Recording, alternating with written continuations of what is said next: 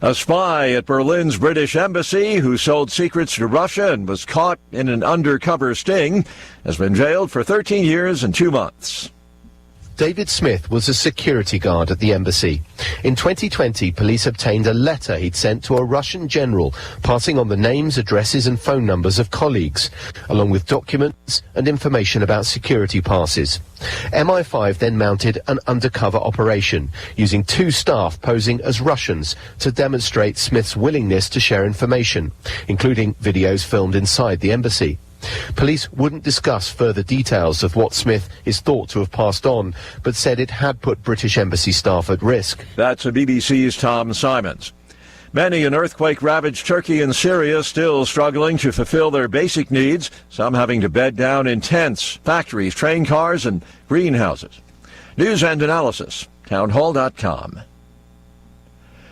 President Biden has hosted a preview of a film about the lynching of Emmett Till more than 65 years ago. Screened in the East Room of the White House, Till is a new drama about the 1955 lynching of Emmett Till, who was brutally killed after a white woman said the black 14-year-old had made improper advances toward her. In brief remarks before the screening, Biden said history matters and that healing and justice come only with truth. Biden also said hate never goes away and can only be stopped when condemned by the entire country. Some cast members and relatives of Till were present, so were students, civil rights leaders, historians, and families of victims of hate-fueled violence. Norman Hall, Washington. Communist North Korea threatening what it calls unprecedentedly strong action over a series of military drills, the exercises planned between South Korea and the U.S. More on these stories at townhall.com.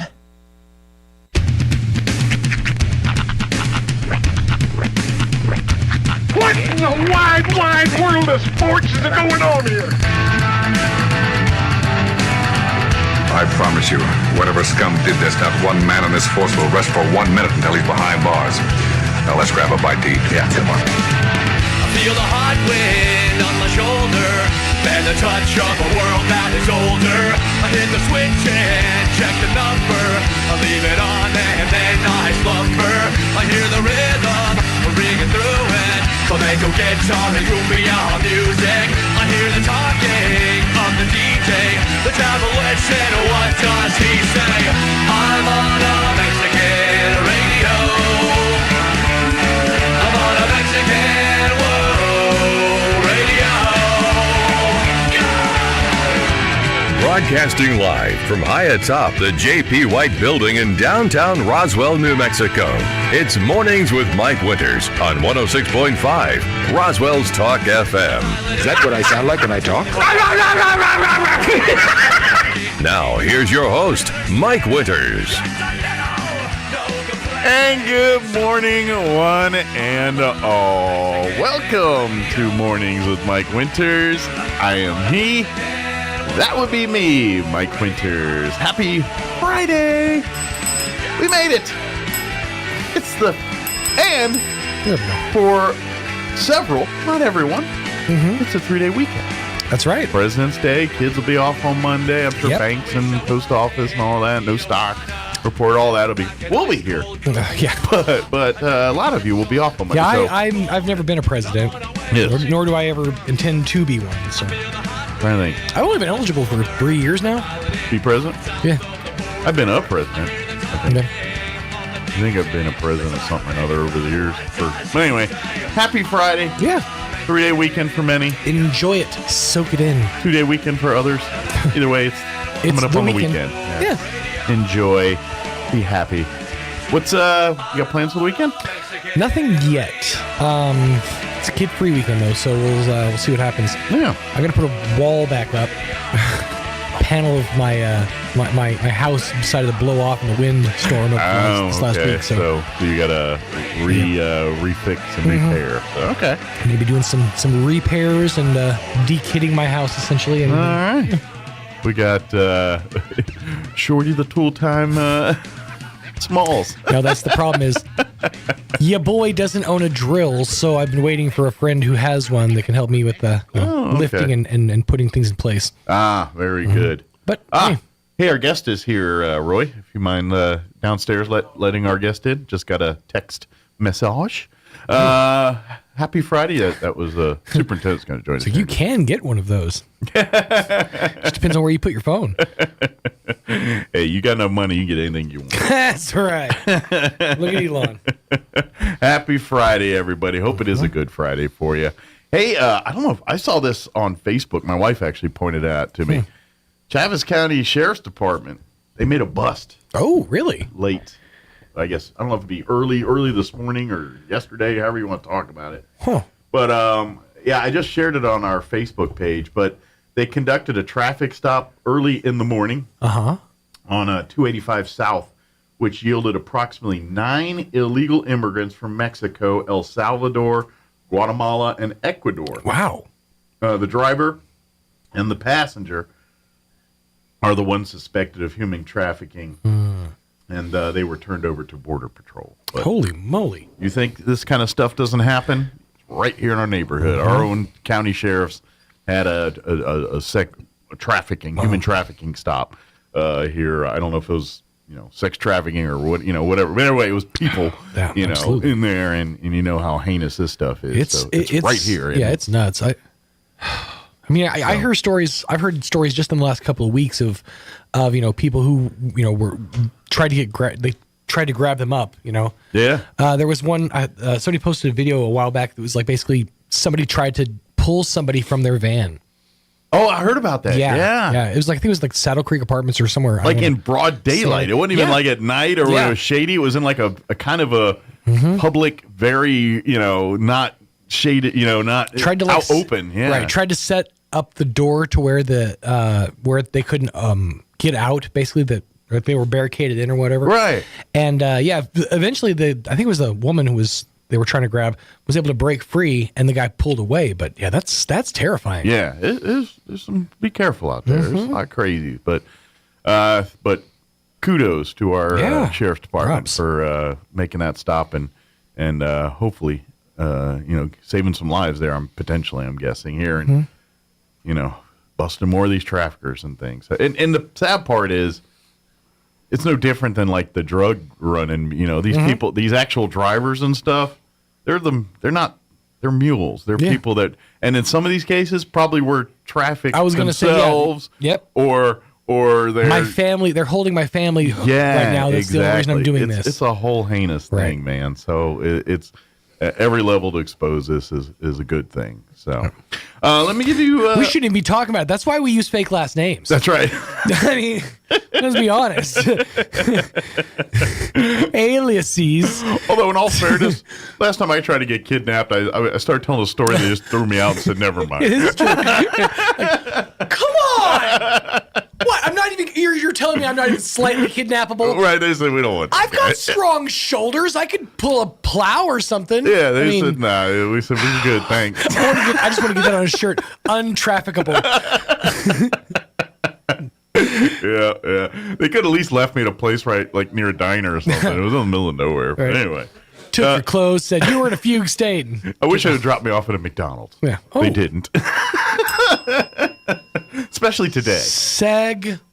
That's right, master. I wish they would have dropped me off at McDonald's, where I could have had a delicious, fine breakfast.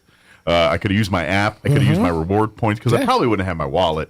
But maybe I would have had my phone, or I could have borrowed a phone and logged into someone's account, and then accessed my free food, which would have been very helpful I don't have my in phone this on me, scenario. but my weeks with my kids are my point building weeks, because I know I'm back. I think I'm back over 7,000 now. Really? Yeah. Good for you. Yeah. So are you going to be tapping into it this weekend? Probably at some point, yeah.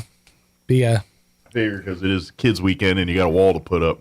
Yeah. That's going to warrant some nuggets somewhere. I need some protein. I'm going to need some nuggets. That's right. But big thank you to McDonald's for supporting the show each and every Friday. Swing on by any of your McDonald's. Utilize that app. Start getting free food. Start building up your rewards points.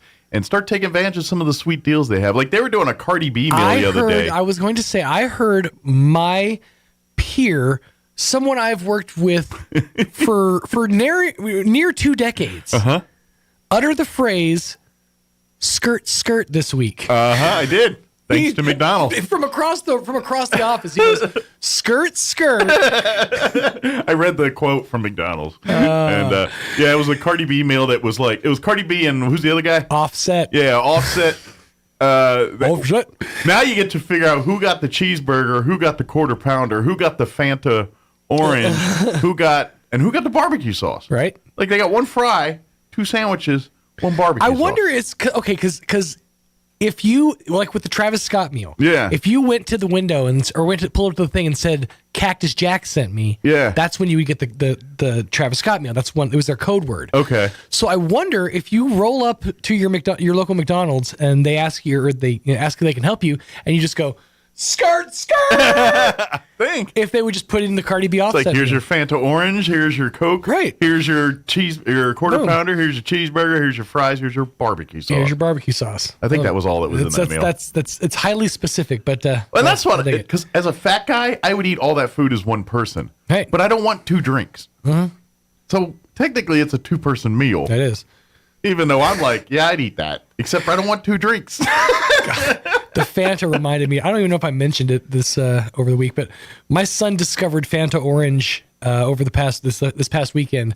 He was running around with a can of Fanta at a party that we were at, just like it was crack cocaine. At one point, he spilled some, and he said, "Oh no, my favorite drink." So now apparently it's his favorite thing ever. Well, good for him. Yeah, and you can get Fanta and so much more at your local McDonald's. Now, just inundate him with Fanta Orange until he's completely over it, and then moving on to the next. That's how we do it. Just burn it out. Burn it right out. But big thank you to McDonald's. Swing by any of your McDonald's, download that app, utilize it. It will be your friend, especially the more hectic your day, the better McDonald's can simplify things when it's trying to get everybody fed and on to their next thing. So let that app make your day better. It definitely does. Big thank you to McDonald's. All right, let me give you the rundown now. And now I'll give you the rundown. And now. Here in just a few minutes, our Roswell Independent School District Superintendent, Brian Luck, will join us here. They met earlier this week, and so we'll talk a little bit about that. Also, staying in this vein here, I'd mentioned this yesterday, and we'll probably play this in the 8 o'clock hour. I don't think Bill Williams, I believe they're meeting next week, the commission. I didn't see the meeting up from yesterday, so I think he'll be in next week. So in the 8 o'clock hour, I'm going to play an interview. Sally Marcus, she's the executive director of the New Mexico Activities Association. We talked a little bit about this yesterday. Of course, the NMAA is going to be cracking down on all of the extracurricular activities that are happening at sporting events throughout the state. So they've implemented a 2-strike rule, which is pretty much getting enacted in place now. It'll officially be going into place, assuming it passes through all the committees and everything it's supposed to next school season. But that being said, they're cracking down now on, matter of fact, we talked about, and I'm sure Brian will talk a little bit about on this, Roswell Goddard, the incident, Roswell Carlsbad basketball game incident a week or so ago. Friday. We could go today. Yeah, that the NMAA came down and said, if these two teams face each other, they will be fanless either way. So I interviewed her for a quick 15 minutes, talking a little bit about how they're doing all this. So we'll play that next hour. But I imagine we'll talk with Brian a little bit about it here this hour. Sure. And then in the 9 o'clock hour, Tracy Fry with the Roswell Public Library is going to pop in, and she comes in once a month to fill us in on all the fun activities and events that's going to take place at the Roswell Public Library next month or so. So that plus all of your features, including the news of the local and national variety, along with your Wall Street Town Hall business updates and whatever else we can come up. And McDonald's flowing like wine all through the morning here. By the way, we had McDonald's last night, and they still have the blueberries and cream pie available. Oh, that thing's amazing. And I got to tell you, it's good fresh. But if it's been there, sitting there a while, it's even better. The last time I had one, flavors like meld a little bit. The last time I had one, it was brought in early in the morning. I didn't crack into it till lunch.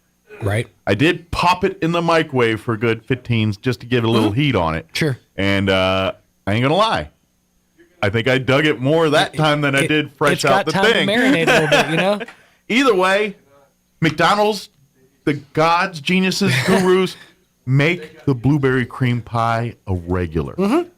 a regular. They won't, but it would be awesome if they did. You know what? You're taking the McRib away from us? Mm-hmm. Give us the blueberry cream pie all the time. Oh, by the way, the Shamrock Shake is back. Well, it's about that time of year. It is that time of year. I don't think it'd pair well with a blueberry pie. It probably would, no. But still, 2 desserts, 2 different days. There you go. Yeah. All right, it is 18 minutes after 7 o'clock. Let us get you up to date on the weather. Good news, it's all warmer from here. Could be windy later. I'm meteorologist Steve Hamilton with your Pecos Valley weather. We have high pressure settling into the southern Rockies, and we'll get generally fair weather today. Mostly sunny for Carlsbad and Artesia with highs around 50. Roswell starts off cloudy today, but we get sunshine back in the afternoon and our high about 60. Fair and around 30 for the overnight hours. Some clouds on Saturday and our high in the low 60s. Sunday, a mix of sunshine and clouds and about 70. That's your latest forecast. I'm meteorologist Steve Hamilton. Thank you, Steve. Currently 20 degrees here in Roswell. Humidity is at 65%. Yeah, we're up to 20. I don't know. It was I think the overnight low was supposed to be 19. I think it was colder than that just based on me leaving and walking and being outside this morning. But we are now in the 20s now, officially. 20. Humidity's at 65% with winds calm at the moment. Good news is we are on the beginning end of a warming trend. Increasing clouds today, but we're going to hit 50, which I know it doesn't seem great, but it's way better than yesterday's 40. Winds will be out of the west 5 to 10 later this afternoon. Tonight, mostly cloudy, overnight low of 27, so that's better, 10 degrees warmer than last night. South winds 5 to 10. Saturday, tomorrow, we're going to be in the 60s, cloudy through mid-morning, but gradually clearing. High of 63 tomorrow with southwest winds 5 to 15. Increasing clouds tomorrow night with an overnight low of 33, southwest winds 5 to 10. And then Sunday, mostly cloudy, highs near 70, 68 officially with southwest winds 5 to 10 in the morning, 15 to 20 for the afternoon. President's Day on Monday, breezy and cloudy, but a high of 73. And then we'll be floating in the low 70s Tuesday, and then upper 60s for Wednesday and Thursday of next week. So warmer temps, but I'm not going to lie, by Monday or so we might back with the winds again too a little bit. All right, it is 7:20. We're going to take a 2.5-minute commercial break, and then Superintendent Brian Luck will join us on the other side. Don't go away. You're listening to Mornings with Mike Winters. Asian Market brings the flavors of the East to Roswell. The market side has lots of new and different items, including sauces and noodles to enhance your Asian dishes, plus new snacks and more. There's always something new and exciting waiting for you. And the restaurant inside Asian Market has all of Nook's favorites from 11 to 5, like wontons, egg drop, rice or noodle soup, crispy calamari, and the best barbecued fried rice in town. All made fresh. Dine in or call ahead for easy pickup. Hi, this is Nok. Come see me at the Asian Market, 5702 South Main in Roswell. Call 575-840-5309. Jennifer from Trustmark Roofing here, and I can tell you it's not always easy being a female in a male-dominated business like roofing. I remember one time I was at a meeting to bid on the roof for a local college, and it was me and 13 men. Well, I won that bid, and I'd like to win your business too. My dad was a contractor, and I've been around building and roofing my whole life. I'm licensed and bonded, and I've forgotten more about roofing than most roofers ever knew in the first place. But what really sets Trustmark apart is an obsessive attention to detail that ensures that everything goes smoothly the first time. I promise we will treat you right with respect, and we will make you happy. So yeah, it might be a bit odd for a woman to own a roofing company, but give us a try. Let us give you an estimate for your roof. I think you'll be glad you called. For all your roofing needs, call us at 575-755-ROOF or find us online at TrustmarkRoofPros.com. Trustmark Roofing, we put people first. Life can be full of risks. One thing you shouldn't take a risk with ever is your family's health insurance. If you're self-employed or you now need affordable health insurance, you need to make this free call right now and see how the Health Insurance Helpline can help you get it. We specialize in helping the self-employed and people just like you that need affordable health insurance to get it. We have short and long-term health insurance plans, and some even cover dental, vision, and prescription drugs. Don't take a risk with your your family's health insurance, it's not worth it. If you're self-employed or now need affordable health insurance, call right now and learn for free how to get it. Listen, affordable health insurance plans for everyone just like you are a free phone call away. So give us a shout right now. 800-503-3735. 800-503-3735. 800-503-3735. That's 800-503-3735. Playing dance music can help ward off mosquitoes. Now you have a reason to invite Pitbull to your next pool party. Here's Mike Winters. And good morning. It is 23 minutes after 7 o'clock, and joining us in studio this morning, Superintendent for the Roswell Independent School District, Brian Luck, back with us. Good morning, sir. Yes, sir. Good morning. As always, thank you very much for spending time with us. We greatly appreciate it. Happy Friday. We don't get to say that to you very often. No, not very often. And we're going to try to have one too, by the way.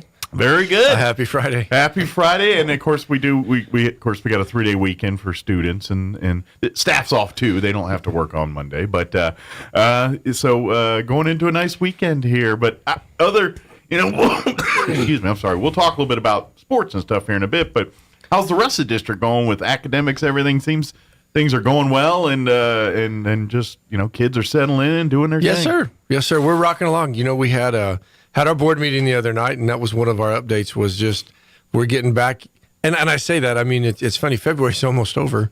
We've got a couple weeks left here, and then we'll be on into March, and it seems like just the other day that we're Christmas breaking, and we're talking graduation here in a minute. We will be. I love it. I love every bit of it because we're discovering new issues that don't have anything to do with things that have happened recently. It's just things that it's school stuff, and that's a nice change of pace. We're not worrying about separation or distancing, or all we're worried about is, do we have the normal classroom stuff? Do we have the books? Do we got the things we need? Yes, sir. Is there enough resources? All right, let's make sure and just the atypical school issues. We're redefining what atypical looks like, but yeah, I mean I met with the principals the other day after the board meeting, like we always do, and we discussed that. I said, this is just going to be what you're dealing with. Mm-hmm. And, those that came before you may not have had to deal with this, but they had new and unique problems that they dealt with, and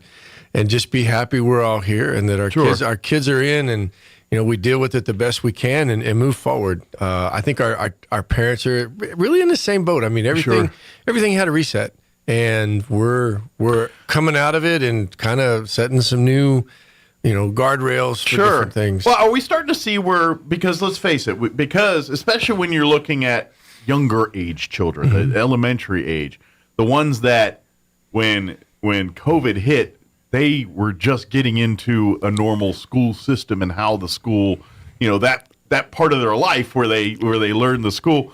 So obviously we had a huge gap there where kids, especially kindergarten through like mm-hmm. second, third grade there was a batch of kids that didn't get the normal flow of how they get indoctrinated and kind of into the school routine and patterns and things and how things work.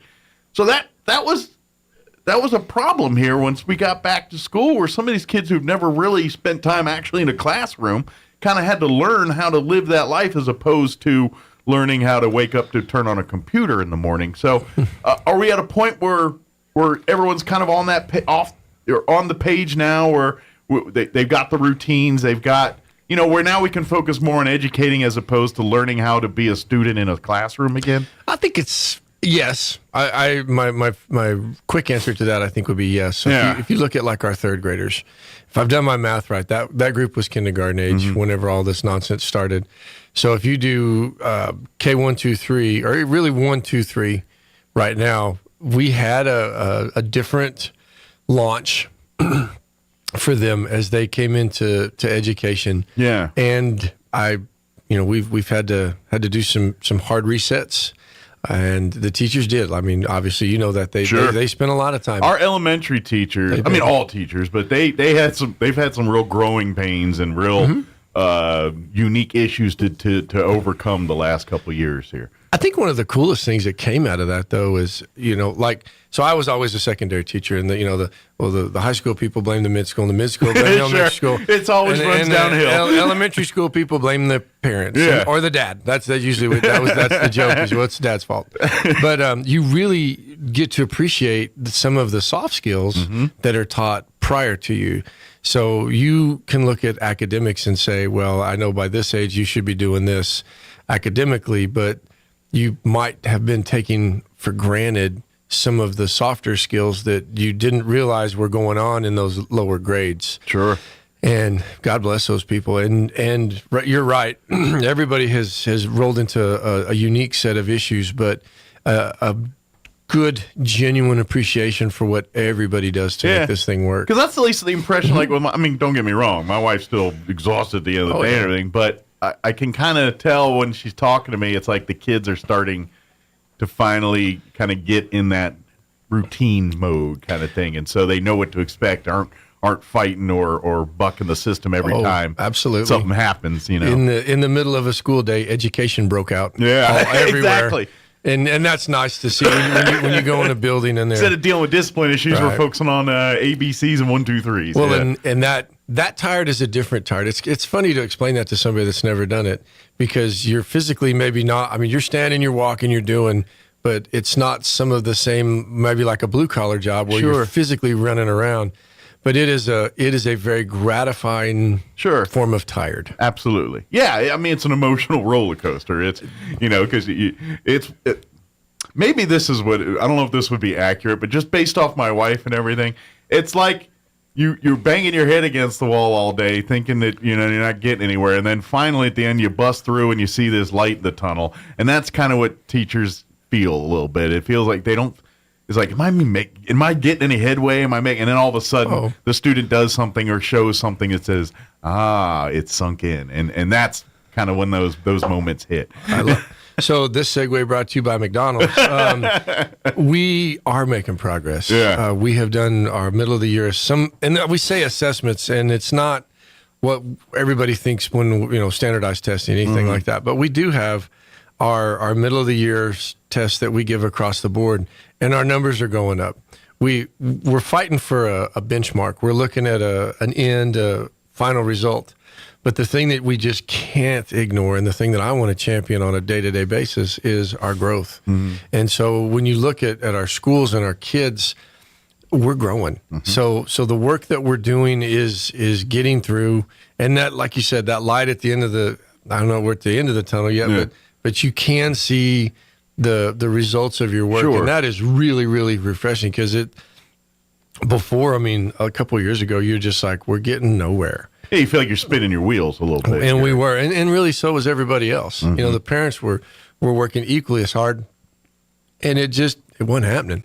And I'm sure it affects psyche and that, but now we're getting to a place where, like, okay, we're out of the cloud, we're into what we should be doing, educating and having normal days and doing all, and that's good to see. And obviously we got more work to do, but we're definitely on the right track there. Yes, that's sir. a good thing. Yes, sir. Before we touch into the meeting highlights here, I do want to touch in on this NMAA stuff real quick. Okay. For just to let parents, fans, and everybody are on the aware.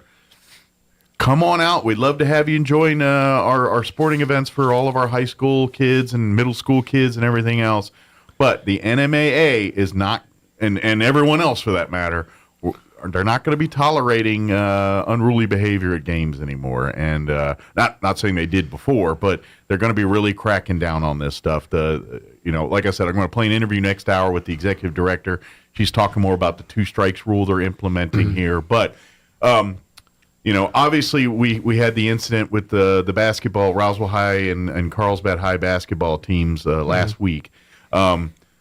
Because of that incident, when these 2 teams meet at any point the rest of the season, it will be not in front of fans. Correct. That game, wherever the game will take place, if it takes place, Roswell or Carlsbad or neutral site or wherever, there will not be fans in attendance for that game. And it's unfortunate, but that's what's going to happen, just to make sure we don't have any issues for the rest of the season at any of events. And And let's face it, they're district opponents, so they're going to see each other again before this is all done. There's a pretty good likelihood that'll occur. Yeah. Yes, sir. But we want to let people know you're not going to be able to attend those. Hopefully, we'll try. Depending on things, we'll have it on the video for you. But and it would be district, but that's probably going to be, if I've got it right, that Carlsbad. I don't know that we go down and cover Carlsbad. I think Carlsbad does something else. Well, sometimes they let us video. They have their own people, and so sometimes they let us, sometimes they don't. It depends. It's like the mob now, man. It's like everybody has their territories, and if you cut into someone's territory, they get salty. And ProView's like the big boss of a ball. They kind of have and they actually have contractual.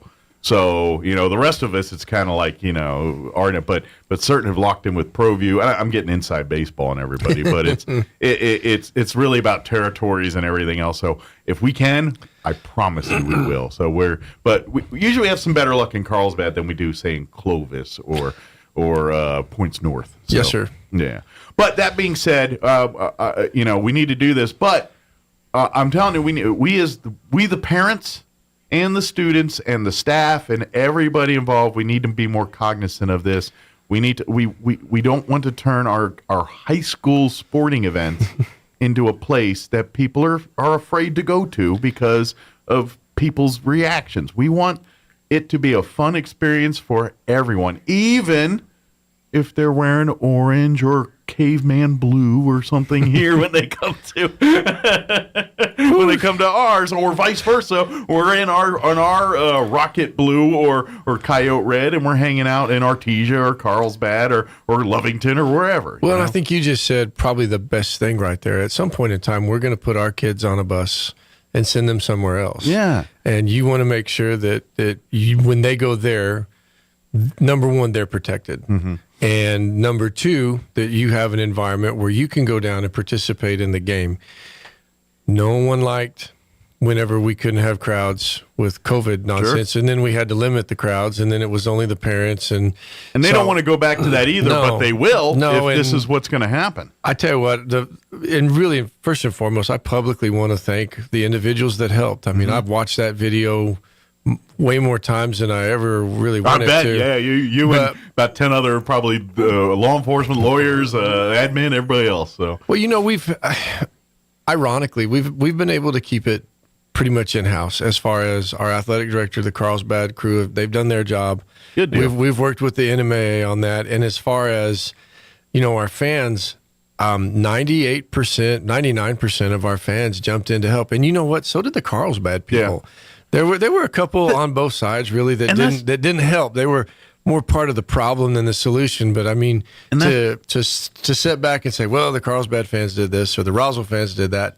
But unfortunately, when you hit the floor, there's no way to determine who's who. I mean, we know these people. And absolutely. The Carlsbad people know their crew, but the people in Albuquerque that help us to issue our consequences, they see it very. Very nameless, faceless. And so they did issue out the punishments, and Carlsbad had no fans allowed at their Monday night game. And then we had our game suspension for our fans over at Hobbs the other night. And our boys did really well. And that is I don't care if you could take every one of your fans, that Hobbs Arena is a hard place to play well. That is when it comes to, when you talk about sporting events, it's like, man, you don't want to play a game in Fenway Park or whatever. Yeah. Hobbs is Southeast New Mexico's version of that for high school basketball. Well, we could talk probably for a week on Tasker Arena, but we're not going to do that. But I do know this. Like I said, I don't want anybody to not hear that we were very appreciative of the group that jumped in, not asked. I mean those types of situations, and they happen from time to time. I mean, we've been pretty fortunate here in Roswell or Southeast New Mexico that we haven't had one of those in a while.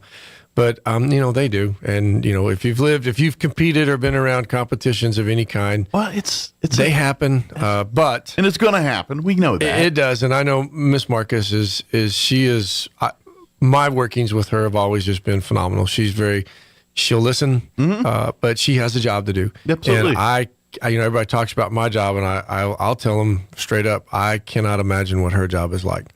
when it comes to competitions and just emotions. She's always probably perceived as the bad guy in almost every room she walks in, because NMAA is a 4-letter word in New Mexico in a lot of circles, because and it shouldn't be per se, but that's another conversation for another day. But what I mean is people look at her as a governing body, an authoritative type, and so when she's involved, people are like, someone's getting in trouble, and that's so she just has that. It's like the tax man walking in the room. No one likes that person. She kind of automatically has that because of her position. But at the end of the day, she's like what you said. You talk to her. You'll hear next hour. I've interviewed her. We'll talk about it.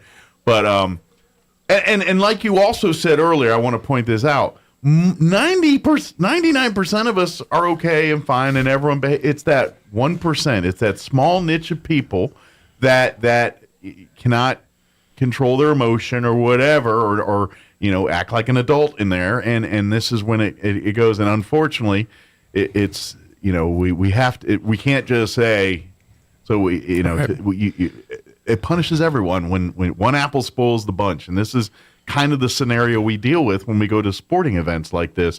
It is the responsibility of the fans, the parents, to be, to also be good stewards and to be. And I talk more with this with Sally. We all easily forget these are students. These are underage kids. These are kids that aren't legally allowed to make own decisions yet. These are kids that are still learning and developing. They're students. They are still learning to be human beings. So when you, as adults, are out here enjoying the game, who've already theoretically learned to be human beings, start acting like unhuman being-like, you're setting a bad example. This isn't the NFL. This isn't the NBA. If you want to yell at LeBron James, he makes a lot of money. He can hire counseling. These are kids. These are kids, and you're the people that are the mentors and the examples for these kids. So when they see you acting like a buffoon in the stands, that gives them license to think that's okay. And we don't want that example set. So please, this is the responsibility of us. I know we all get amped. I get to the point you want to get it. The ref blew a call, and you're like, stupid ref. I get it. But you can't follow the guy out into the parking lot and spit on his car or threaten to beat him up. You can't do that. And we all know better. Right. We just got to be smart about it. Well, and for the people that have driven off the road, basically screaming at me right now, because whenever I was at Goddard, we wanted a ruckus environment when you came into our gym. Sure. We didn't condone profanity. That's not saying that the kids wouldn't holler at coming out of the stands, but sure. We wanted an environment. Whenever you came to one of the games, we wanted it to be something that if you walked in, that you would get taken over by that environment, whether that was for the good or for the bad, really, for the other team. And that's what everybody wants for their home court advantage. Absolutely. But it is a thin line. And I think in the last 5, 6, 7 years, something's kind of clicked that used to the taboo of, well, we can't do that. You never saw that. Whatever that was is kind of gone. Yeah. So, and we'll escort people out. Our security, God bless them, will take people out. We had a incident the other night. It wasn't an incident, but official stopped the game, pointed at an individual. The security walked over, come on, and they went out. And that is not what she's talking about, my understanding. What she's after is just like an incident like the other night. I mean, that would have counted as a strike with my understanding of the rules. But what I do know of Ms. Marquez is that she is very detailed, and that everybody jumps to conclusions of, well, how long or what are we talking about? And I'm like, guys, they're trying to put like a standard, and then have people adhere to it. And there's towns have reputations, and stories get blown, told and told and told. And if you go north of I-40 and you happen to play basketball in this town, oh my goodness, I heard this happened. And so And to be honest, those old stories feel a little badge of honor, like, it's like our town's but now it's getting ridiculous. It's getting to that point where people are, and then that's where we should never have a bus traveling down a highway blocked in by 4 vehicles. Yes, if that answers your question. Yes. I mean, and don't get me wrong. I know I've heard the stories. I grew up in Maryland, but I've heard stories of, oh yeah, those Carlsbad guys went to Artesia and burned the sea in the grass and all that kind of stuff. And that's not what we want either. But at the end of the day, that's kind of high school prankery. That's not good, but at the same time, it's not people trying to kill each other in a parking lot or a fight or something. Right. And that's where we got to separate the difference. We're not saying don't have fun, don't root for your teams. What we're saying is it's a game. It ain't worth someone's life. It isn't worth putting someone in the hospital over. It isn't worth spewing the biggest hatred out there because they support a different team than you. Well, it's a game. It's not worth going to jail. It's not worth going to jail. And that's, there are degrees of felonies if you come in contact with an official, if you come in contact with a school official acting in that capacity. So again, I mean, we're gonna work to support the NMA with whatever they do. They've asked for feedback on that. We'll have our feedback ready to go. But just kind of the right now, the word to the wise is be on your P's and Q's, man. Behave. Go make a concerted effort to behave yourself at sporting events. Be cognizant of it and be mindful of it to avoid. Because don't get me wrong, I know emotions get you. It's a high emotion environment. The better the game, the more emotional you're going to get, and that's good. But harness that for good. Don't be hurting, because it ends bad for everybody. It just does. What we always tried, air quotes, to do with our kids was, if you're worried about cheering for your group instead of worrying about cheering against the other group, you'll probably come out in pretty good shape. There you go. So exactly. And it's just some good advice. Yeah. I know. I feel like I've been barrel beating people for 2 days in this, and then we're going to do it again next hour. But just be mindful of it here, and we'll move on. But so let's talk about the meeting you had on Tuesday here. Any highlights that we want to make sure we get the public? We had a couple. We had some recognitions. Our first recognition, pulling it up here real quick, was for National Board certification. Okay. So Sheree White has been working on that National Board certification for, I think she said it's either 4 or 5 years, and that is quite an honor. That it comes with a very nice stipend, but she can take that National Board certification anywhere in the country, and it's recognized. It's just well respected. Oh, it's kind of like when someone says you got a degree at Harvard, and it's it doesn't matter what it's in. You're like, oh, it's a Harvard degree. Doesn't matter. Same level of respect and things. That's right. Like that. And so we wanted to get her in. We had Lena Brigman, who is a teacher out at Sunset. Okay. She had a really neat activity for Martin Luther King Day that we saw whenever we went to the celebration out at the college. Okay. And it was really neat. And during the presentation at the college, I saw several adults actually working on it. Was if I met Martin Luther King, I would ask him this, or I would say this. And so wanted to get her in and just take a minute to say that's, what a cool thing. Absolutely. The kids were doing that exercise in her class. That we had a couple of them actually read theirs at that presentation. So Great. Just wanted to do I love when bigger things that do good spawn from kind of grassrooty, something out of a classroom type thing. And that feels like this is one of those things that someone had a good idea, implemented their class, and this is really good. Let's there's more people need to see this. I can see that activity taking place at more schools next year. Good. I love that. I love when great things come from little things like that. That's awesome. The next one that came up, and I don't know, I mean, for the 9 people that watched it live, I mean, they got to see this. But, if you haven't had a chance, go back, and it's right at the start of the meeting. A group of Mountain View students came in and performed a short act of one of their plays called The Grunch. And they had I guess it was kind of like a musical. Okay. And it was Christmas with the Grinch? Or? No, it was the Grunch. So Grunch. Okay, Grunch, yeah. And it was the kids come in, and their musical teacher had been replaced, and so the character of the coach came in and said, you guys got to figure it out. And then it was kind of cool because then they started singing, and then they're standing on things, and I'm just like, well, there you go. But it was got a Broadway show today. What was so nice, I was and Tuesday was a good day, but I mean, it's just a long day, and it was so neat to see the kids just enjoying being kids. Yeah. And, I made a comment. Recharge the battery a little bit. I made a comment at our admin meeting. I said, I don't know what it is that these kids are going to go do, but they're going to do it. And, everybody kind of looked at me and I said, these kids will always stay involved. Yeah. They're whatever you needed for them, you just got it. Yeah. So a neat deal. And one of those that I would say, go back and take a look at that one because it's pretty cool. Yeah, you're seeing the fire being kindled right there, and that's exactly what it is. Oh, yeah. Oh, yeah, definitely.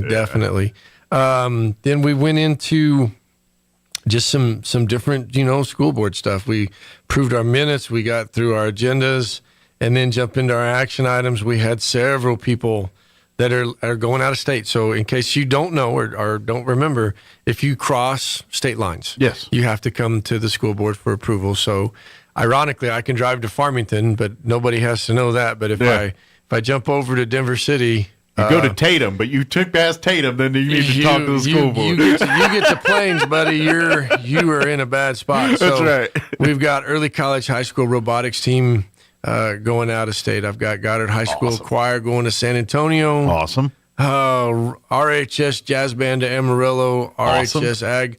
The Roswell High School Ag one is pretty cool. They're going down to El Paso for a welding competition. Oh, cool. And the teacher offered for me to come over, and then they started talking about underwater welding, and I said, I'm not going to jump in a pool with an electric rod. Hey, if there's any students looking for potential date partners, date a welder. They're going to be financially secure if you decide your relationship goes to that level. Absolutely. Good. Date a welder.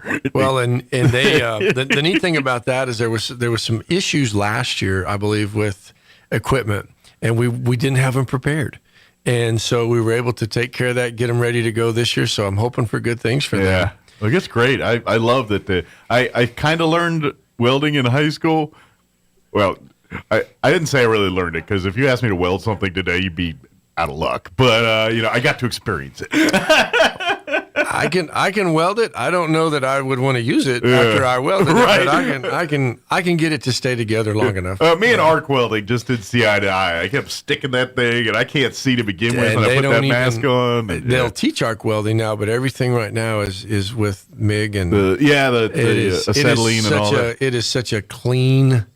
Oh my goodness, that technology has advanced quite a bit. Yeah, it was a few years since I was in high school. Likewise.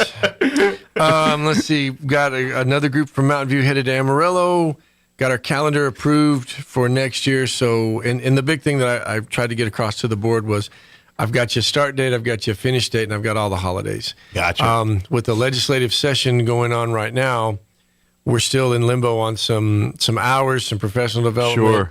So you got to see what comes out of this session to implement that. Right. Yeah. Well, and you can make plans. I mean, so as far as if you're a grandparent or a parent out there and you're listening and going, hey, we want to do this or this, we want to go on a trip on spring break. That spring break's not going to change. Sure. Your Christmas dates, the big dates are pretty much cemented in. It's the small stuff we need to work around. Professional development and things like that. Makes sense. One of the other really, really big ones, check my time here, Gear Up, which is an organization out of the college. Okay. That is right now, I think they're helping 8th and 9th graders. It's a cohort. They have to stay with those kids. They had a calculator donation, and listening to what these calculators can do is incredible. I mean, you might want to get Romo in here to talk about that. They started going off on him, and I was a little bit taken back. I mean, I'm not going to lie. I was intimidated in my high school when you had to get to trig level and they give you those calculators, and I'm like, when did the buttons get words on them? I'm like, I'm lost when the buttons got words on the calculator. We had used the larger TIs, and the earlier models were pretty complicated, but you could graph out of it and you could do different things. This next gen model of these, the teacher can actually communicate back through the calculator with the kids. So it's almost a little laptop or a smartphone or something without the phone part. And what a neat opportunity for our kids. I know they stepped up huge, put a ton of money and resources into that one. So we were really really happy. We all know STEM that's where we're going, and so to teach STEM, you need the equipment to do that, and so that's what's going on there. So. Well, and it's one of those deals where you're like, okay, we want our kids to do this, we want our kids to do that, and there's generally a price that comes with that. And I'm not saying like if we just had an unlimited supply of money, everything would be great, because that's not the case at all. But when you do reach a point that some things do require money. Yeah. And we have been very blessed in this community, so I don't want anybody to mishear me say that. Sure. Our community has always stepped up. And that's well before me in this position, and even well before, whenever I was in school. I can't ever think of a time that we haven't had a great need that it wasn't met. So hats off to our businesses and just the general taxpayers, because they've never not stepped up to the plate. Absolutely. And conversely, I would say the school boards and the district has a track record of being good stewards of money. So. And so it's a lot easier to give the district money when they have a history of not wasting it and doing dumb things with it. So it's a two-way street. It is a two-way street. What else we got here before we get kicked off the radio? The real big one for me right now is we are about to move into Mesa Middle School. Yes. Phase 1 is finally I believe they are wrapping it up right now. We are supposed to move in our teachers on the 16th and 17th of March. So the Thursday and Friday right before spring break, we are going to let Mesa Middle School, and I hate to say the word virtual because everybody wigs out on me. It is a 4-letter word now. But we're going to have a 2-day virtual learning for Mesa so that those teachers can focus and concentrate on getting their stuff from their rooms over into their new rooms. They got to transition, Get their new rooms set up so that come the 27th, when we come back from spring break, they are up and running. Good deal. Ready to go. But so returning from spring break for Mesa students will be a real new awakening as they come to their brand new facilities. I am laughing because I taught 9th graders basically my whole career, and I had a card thing on my desk that had their locker combinations. Because if we had a long weekend, or heaven forbid, a spring break or Christmas, some of them would forget their locker combinations. And I'm laughing going, okay, not only will they not know, they'll forget where their room is. They have no idea where their room is because it's a new room. It's a new place. And it is beautiful. I tell you, we'll have some type of an open house coming up once we get everything up and running. And there'll be a little learning curve for students, teachers, administration, everybody while they get used to the new house, so to speak. Oh, it's beautiful. Yeah. It is gorgeous, state of the art. And then we'll be moving on to the next one, which will be right behind it. Well, we're excited. I know they're excited, but it's and with the world we lived in, everything is taking longer than it needed to, and it's made the anticipation that much more sweeter. I will say this: hats off to Wade Construction. I think they've been the lead general contractor for that. Sure. And we have not run into. Let me rephrase this. If they have run into massive issues getting things, they've hit it well. We have not been inundated. I mean, it wasn't we've had other projects that we've been missing heating and cooling systems for months and months, and they knocked it out. Awesome. Good deal. So maybe that's congrats. Another sign that the world's getting a little better too, that the fact that they weren't having as many issues getting what they needed to do what they needed for you guys. So that's a good thing. We picked the right group. Yeah, maybe it's a sign of good things ahead. Absolutely. Is there anything else we wanted to mention or highlight or spotlight here? We've got wrestlers up at the state tournament this weekend up in Albuquerque. We wish them good luck. Roswell Goddard, men's and women's. You've got, like you said, last night a district regular season play tonight. Come support the Roswell High Girls. They're in town. That's the only team in town tonight. Yep, but we are rolling into playoff season here, yes, so sir. because it's another window. Because now we're going to be rolling into basketball playoffs. Softball and baseball are already practicing, firing up. They'll start playing games here before you know it, here in a couple of weeks. And track, golf, all the spring sports. So we're it's playoff time for all the winter sports, and now the spring sports. So it's that overlap that other than I would say November time I'd say November and end of February, March are probably the two busiest times for high school sports, because that's those transition times between fall and winter and winter and spring sports. So just a quick one, since you mentioned that, thank you to our bus drivers. Absolutely. And our route drivers, but this one especially, our activity drivers that are getting kids from place to place in this time of year. Because like you said, and they may not know. So if you win tonight, you play tomorrow night.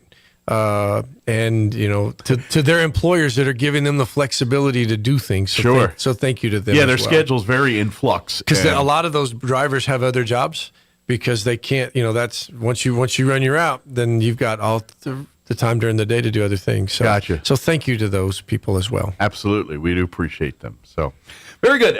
Thank you as well. Absolutely. Appreciate always the updates here. If there's anything we can do to help out, please let us know. We'd be happy to do that. And we'll see you here in probably a little less than a month this time, because it'll be back to a normal schedule. What it lined up was the second Tuesday and the second Wednesday, just the two. So it just kind of, he ended up coming in on the second Tuesday, which was the meeting was the second Tuesday, but there was the third Wednesday the next day. If you're going to do a math problem, I'm going to get a whiteboard and I want to video this myself. If you're going to do math, yeah, well, it's not pretty. You can show that to the what not to do section is to the students here. But thank you, sir. We do appreciate it. Yes, sir. All right, it is 7:58. Quick break before news. Don't go away. Heart disease is one of the leading causes of death in New Mexico, but it's preventable. If you have high blood pressure or cholesterol, are overweight, smoke, or have other risk factors, it's time to talk to a cardiologist. The cardiology team at Artesia General Hospital has the experience and latest diagnostic technologies to help you identify your risk factors and diagnose and treat any heart health concerns you might face. One beat at a time, we're here for every heart. Request your cardiology appointment today at artesiageneral.com/heart.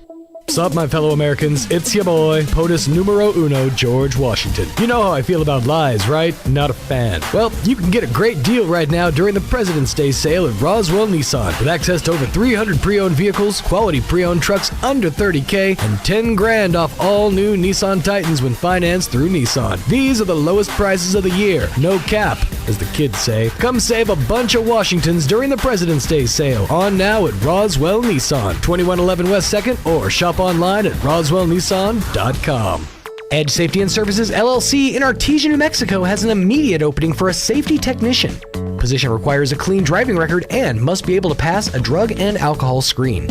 Edge Safety offers great pay with IRA benefits and employer contribution towards health benefits. Please email resumes to edgecoding@yahoo.com or apply in person at 402 West Main Street inside the Edge Safety and Services facility. Edge Safety and Services LLC is an equal opportunity employer. You are Ohio posting a Twitter video. It shows the more likely contamination to of a die stream. on your birthday. That's stirring Think the about creek that the bed next with a time you want large to celebrate stick. your birthday month. Here, just see that chemical pop out of the creek. This is disgusting.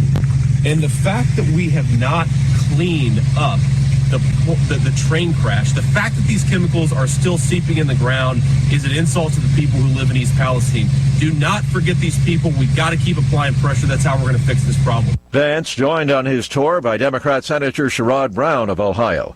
Aviation Week reporting that one of the airborne objects recently shot down by the Air Force may have belonged to a balloon hobbyist club out of northern Illinois. It seems that communication with the club's balloon was lost around the same time that the object in question was shot down over Canada's Yukon. Describing him as a healthy, vigorous 80-year-old, President Biden's physician has given Mr. Biden a clean bill of health. Meanwhile, a U.S. senator is hospitalized. Pennsylvania's Democratic Senator John Fetterman checked himself into a hospital Wednesday night for depression, clinical depression. His office is saying he has suffered on and off from depression for years, according to his office, but it only became severe in recent weeks. Correspondent Mark Levy, the 53-year-old Fetterman, hospitalized at Walter Reed. FlightAware.com reports all running smoothly this morning at New York's JFK Airport. A fire and power interruption resulted in numerous delays and cancellations yesterday. On Wall Street this morning, stocks so far have been in the red. The Dow is down 119 points, the Nasdaq off 132. More on these stories at townhall.com.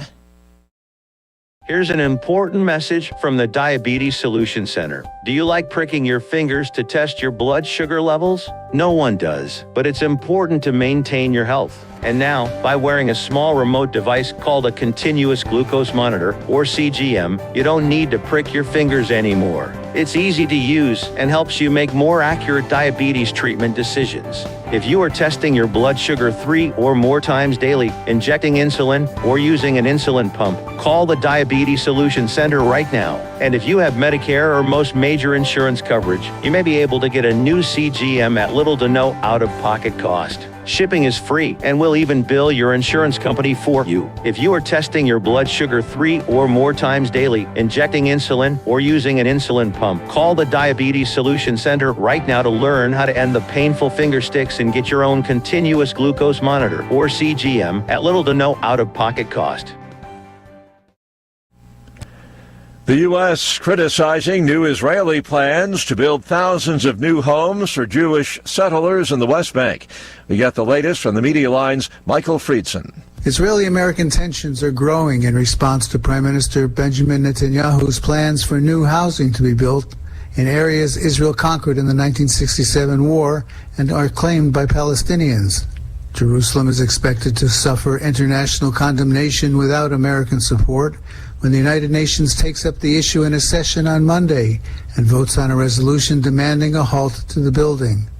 The last time the U.S. chose not to support Israel at the World Body was when it abstained on a similar housing resolution in 2016. Secretary of State Anthony Blinken signaled a break with Jerusalem when he said he was troubled by the building plans. I'm Michael Friedson, Town Hall News, Jerusalem. News and analysis at themedialine.org and townhall.com. A well-known actor is facing a serious health challenge. Bruce Willis's family says he has been diagnosed with frontotemporal dementia and there are no treatments. They say they hope that as his condition advances, any media attention will shine a light on this disease that needs more awareness and research. Willis's family had said a year ago he was suffering from aphasia, which makes it difficult to understand or express speech.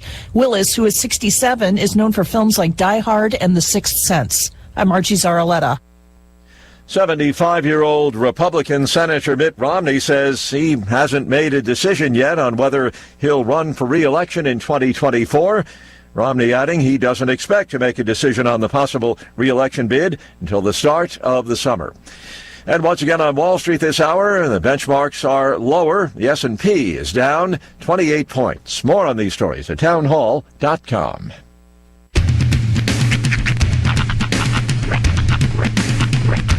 What in the wide, wide world of sports is going on here? Whatever scum did this, not one man in this force will rest for 1 minute until he's behind bars. Now let's grab a bite to eat. Yeah, come on. I feel the hot wind on my shoulder and the touch of a world that is older. I hit the switch and check the number. I leave it on and then I slumber. I hear the rhythm ringing through it. Flamenco guitar and cumbia music. I hear the talking of the DJ. The travelers said, what does he say? I'm on a Mexican radio. I'm on a Mexican radio. Broadcasting live from high atop the J.P. White Building in downtown Roswell, New Mexico. It's Mornings with Mike Winters on 106.5 Roswell's Talk FM. Is that what I sound like when I talk?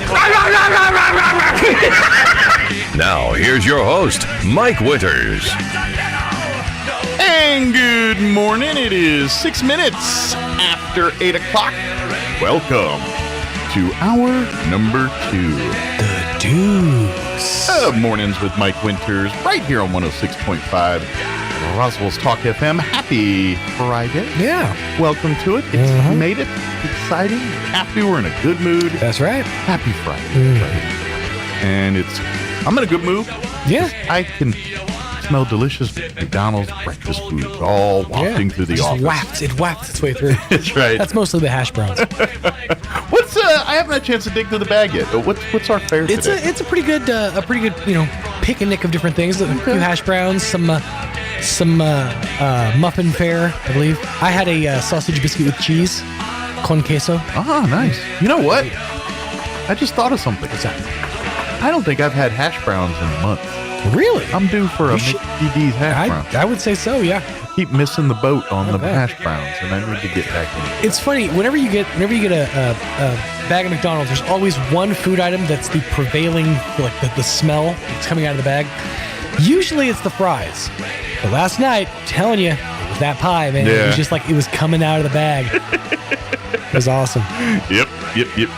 It's it does put a pep in your step. So thank you to McDonald's. Yes. Please visit any McDonald's near you. They've got you covered. Download that app. What's the deels today? I haven't opened the app this morning. The standard ones. Let's see. Anything new to share with the public about? Well, as I mentioned, the Shamrock Shake is back, and they're doing the Shamrock Oreo McFlurry as well. Ooh, a Shamrock Oreo McFlurry? Yep.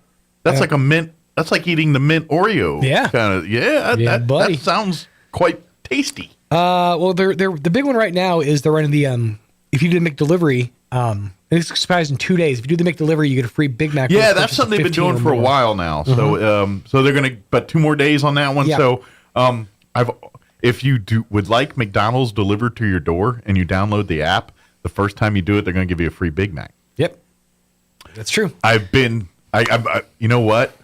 I saw that and I'm like, nah, just go get it. You know, I mean, I don't know why. I felt like I need to go get the McDonald's. Right. I don't know why. I don't have an issue with but I'm weird. All right, it's just one of those things. It's one of those you don't feel like you've earned it. You didn't earn. Maybe Yeah. maybe it's know. deliveries for closers. Right. It's funny. I've mentioned this story before, but when I was a kid, they used to do this contest on Nickelodeon called Nick Takes Over Your School. And the big thing for me was they would bring McDonald's in and they would give all the kids Happy Meals. Like the idea of having McDonald's outside of a McDonald's was like amazing to me. That was like, and now we live in an age where you can literally just have it delivered to you. It's what a country. Yeah. I remember the fact that you say this is why I compare. So when I watched the movie Coming to America, which I love that movie. It's a great movie. The original, the OG. The second one's all right, but not good, not the first one. Right. Of course, there's McDonald's, but then there's McDowell's. McDowell's. Yes. Yep. Well, you talked about having McDonald's at places. There's a scene where they're going to a concert. They go to see like a church show or something like that. Right. And there's McDowell's with a table handing out McDowell's burgers to people. And I was like, why can't I have a McDonald's just handing me burgers at a church thing or something like that? So when you said what you said, I always go back to that movie, wishing my McDonald's would do what McDowell's did. We go full McDowell's. I like it. So I was just there when you said that. I was like, yeah, I remember like McDowell's thinking, why can't I go make just a table full of McDonald's burgers? People handing them out to anybody that wanted one. Here's the beauty of it now. If you've got at least 1,500 points in your app, you can. You can drive up to any McDonald's and they will hand you a burger absolutely free. There you go. Or a McChicken. Absolutely free. It's a good deal. So thank you to McDonald's. When you get your hunger pains hitting, let them soothe your pain. Yeah, buddy. Let them help you out. Big thank you to them.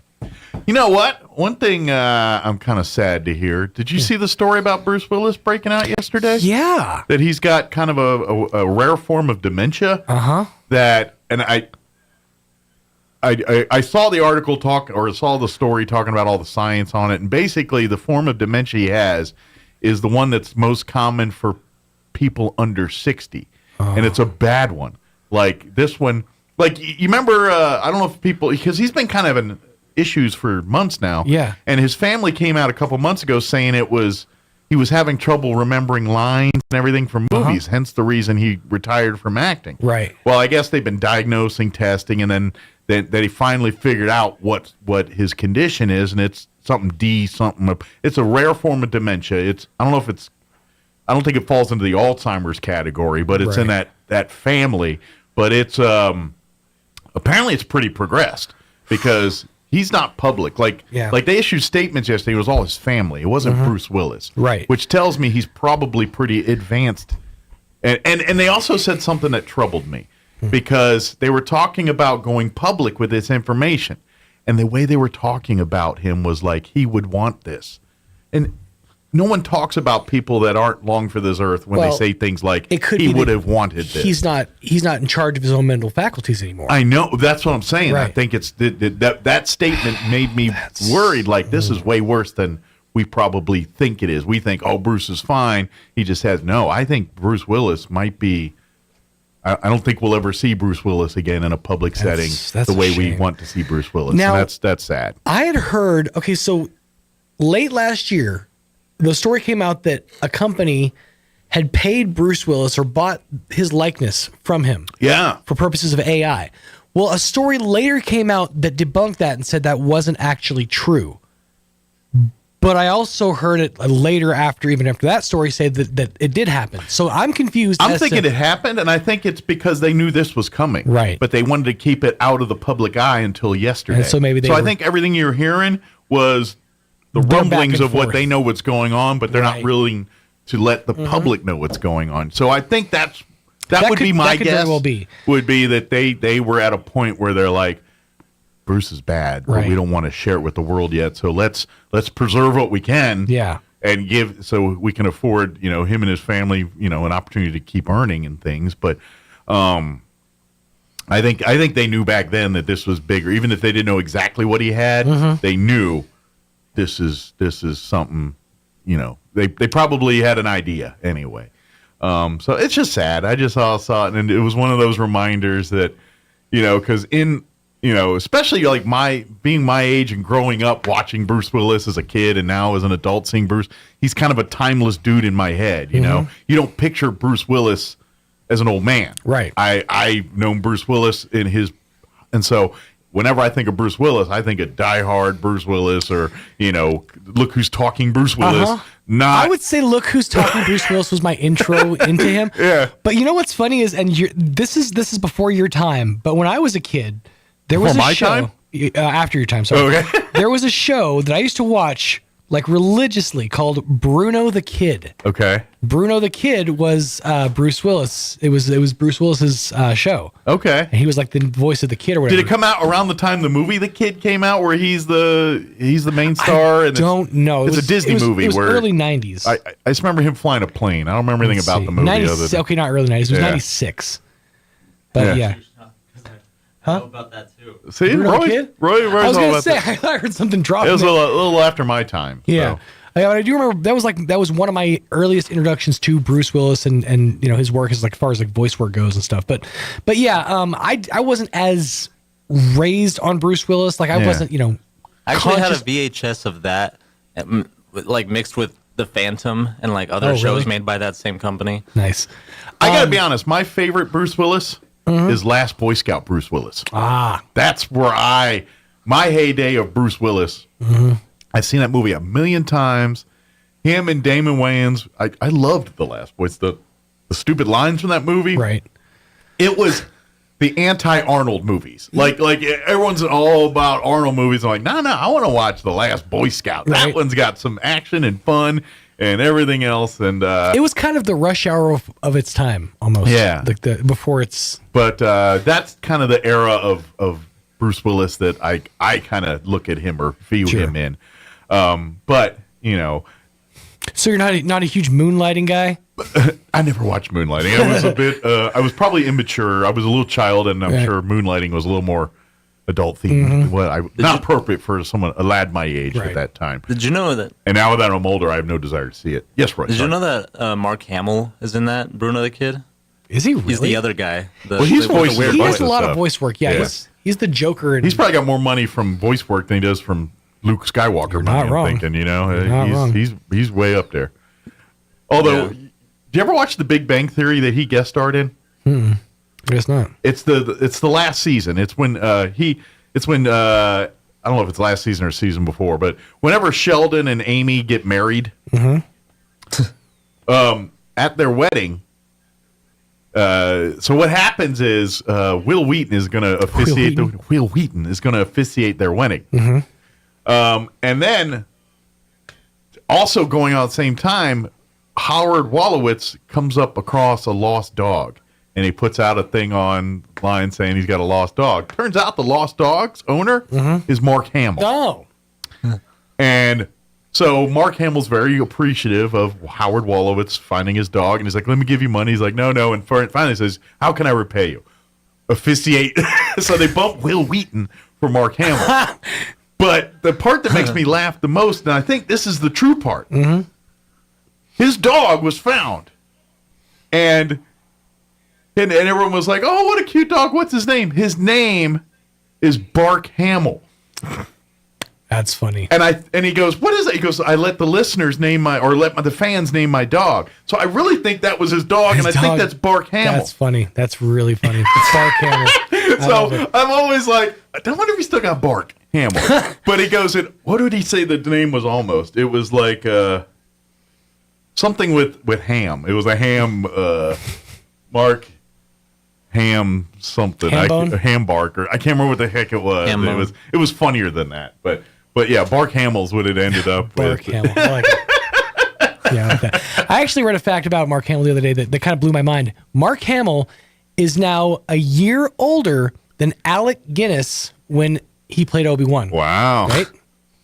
See, this is where the Bruce Willis thing gets me too. Because I'm like, Bruce Willis ain't old, but yes, he is old. Yeah. Like even Sixth Sense Bruce Willis is way different than like Die Hard Bruce Willis. That's true. But in my head, I see Sixth Sense Bruce Willis, and I still look at him like Last Boy Scout Bruce Willis. You know what I mean? And it's not until you start watching movies from like 2 years ago or whatever his last movies where they're like, go back and watch like the Red movies. Yes, yeah. Then he's more like grizzled, He's old. or the more recent Die Hards, the ones that came out a couple years ago. Right. But still, I don't look at him as old because he's still running around with the wife beater shirt, blowing things up and all that. I don't think anything about it. Right.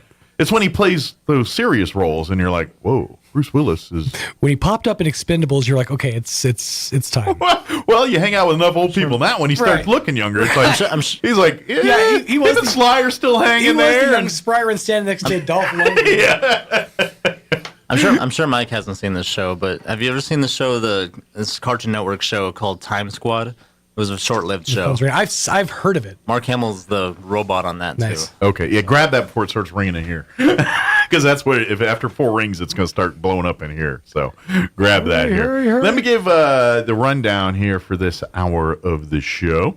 We're going to get you up to date with the weather here in just a few. Like I said, next week we should have Bill Williams. I think the county commission meeting will meet next because of the county. See, I told you it's going. Yeah. Okay, so it's coming over here. Can you take that? Just talk to him. Either that, or you can come around this way. I don't know if unless you got big long arms. Yeah, but it's not somebody. Okay, well there you go.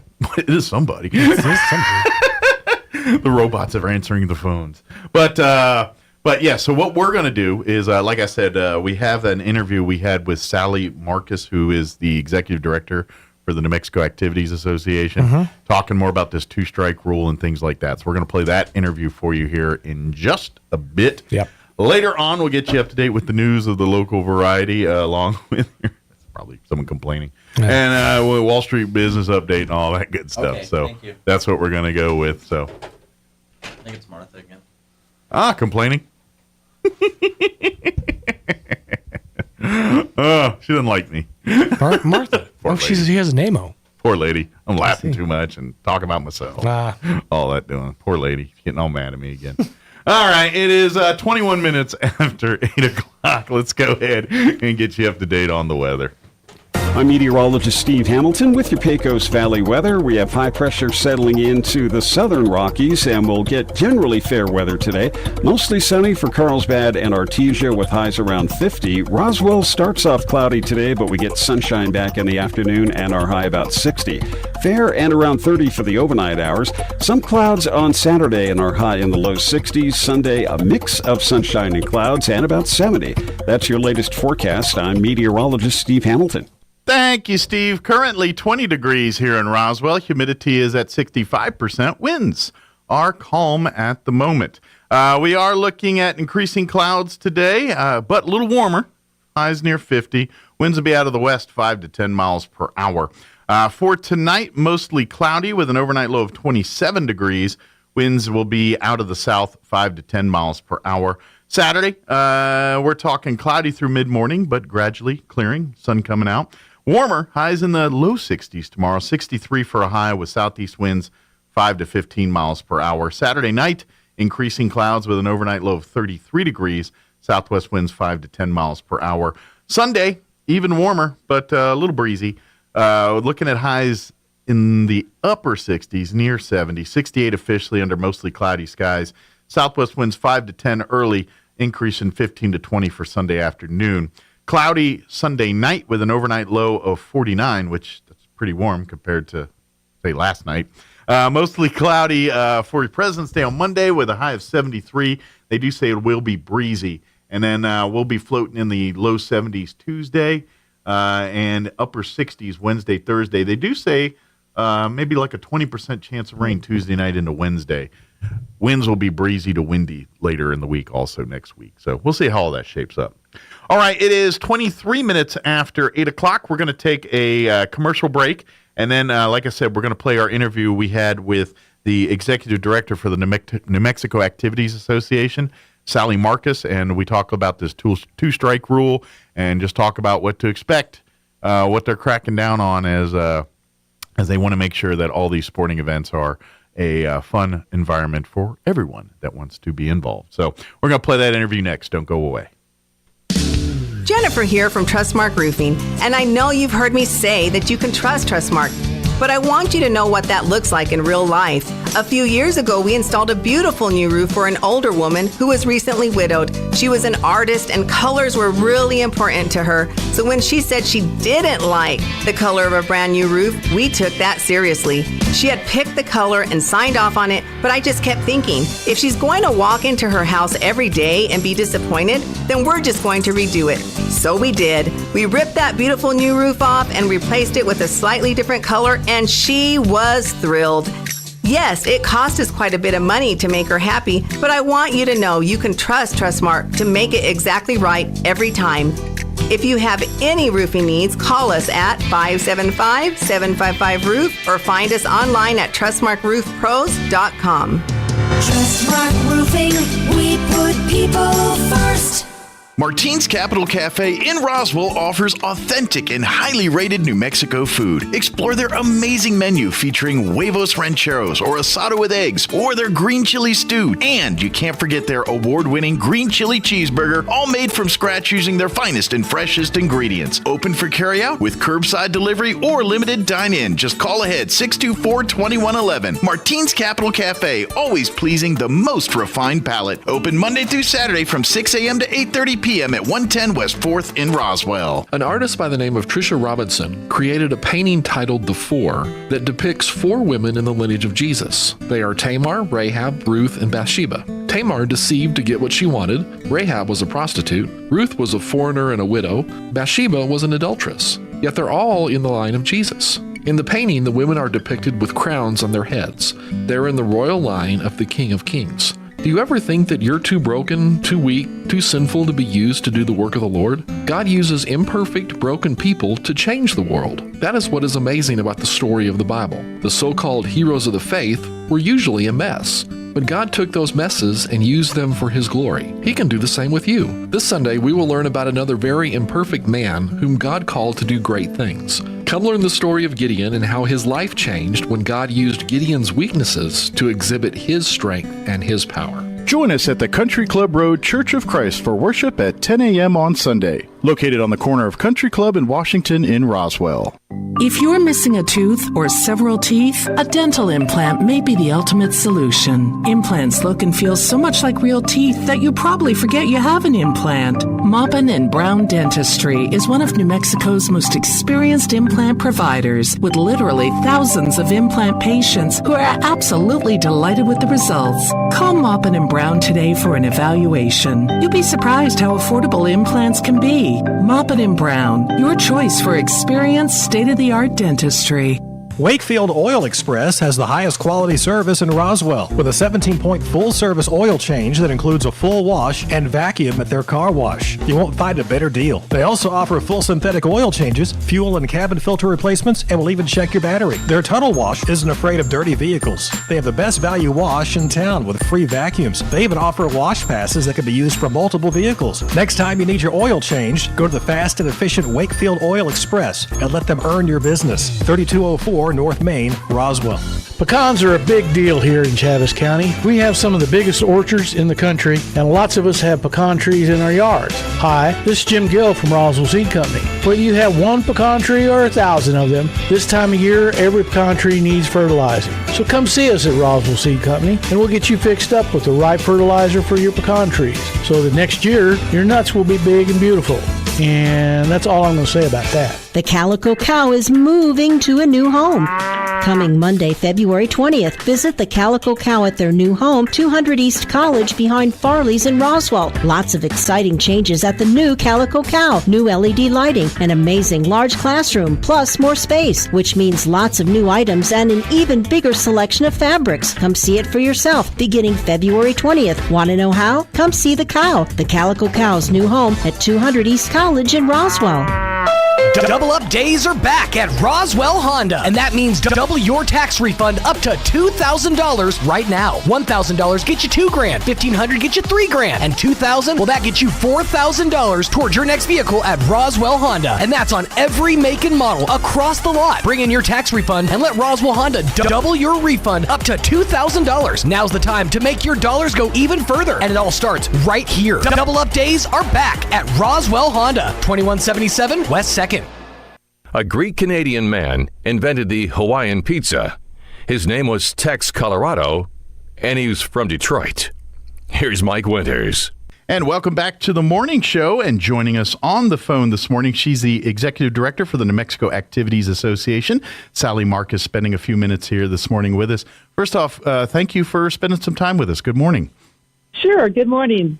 Well, I think people are very aware that the New Mexico Activities Association, you know, they are the governing body for high school sports here in the state of New Mexico. But I'm sure you've seen a rash if anybody's watching the news and things and seeing some of the extracurricular activities that have been going around on sporting events throughout the state, not just here in our neck of the woods, but around the state.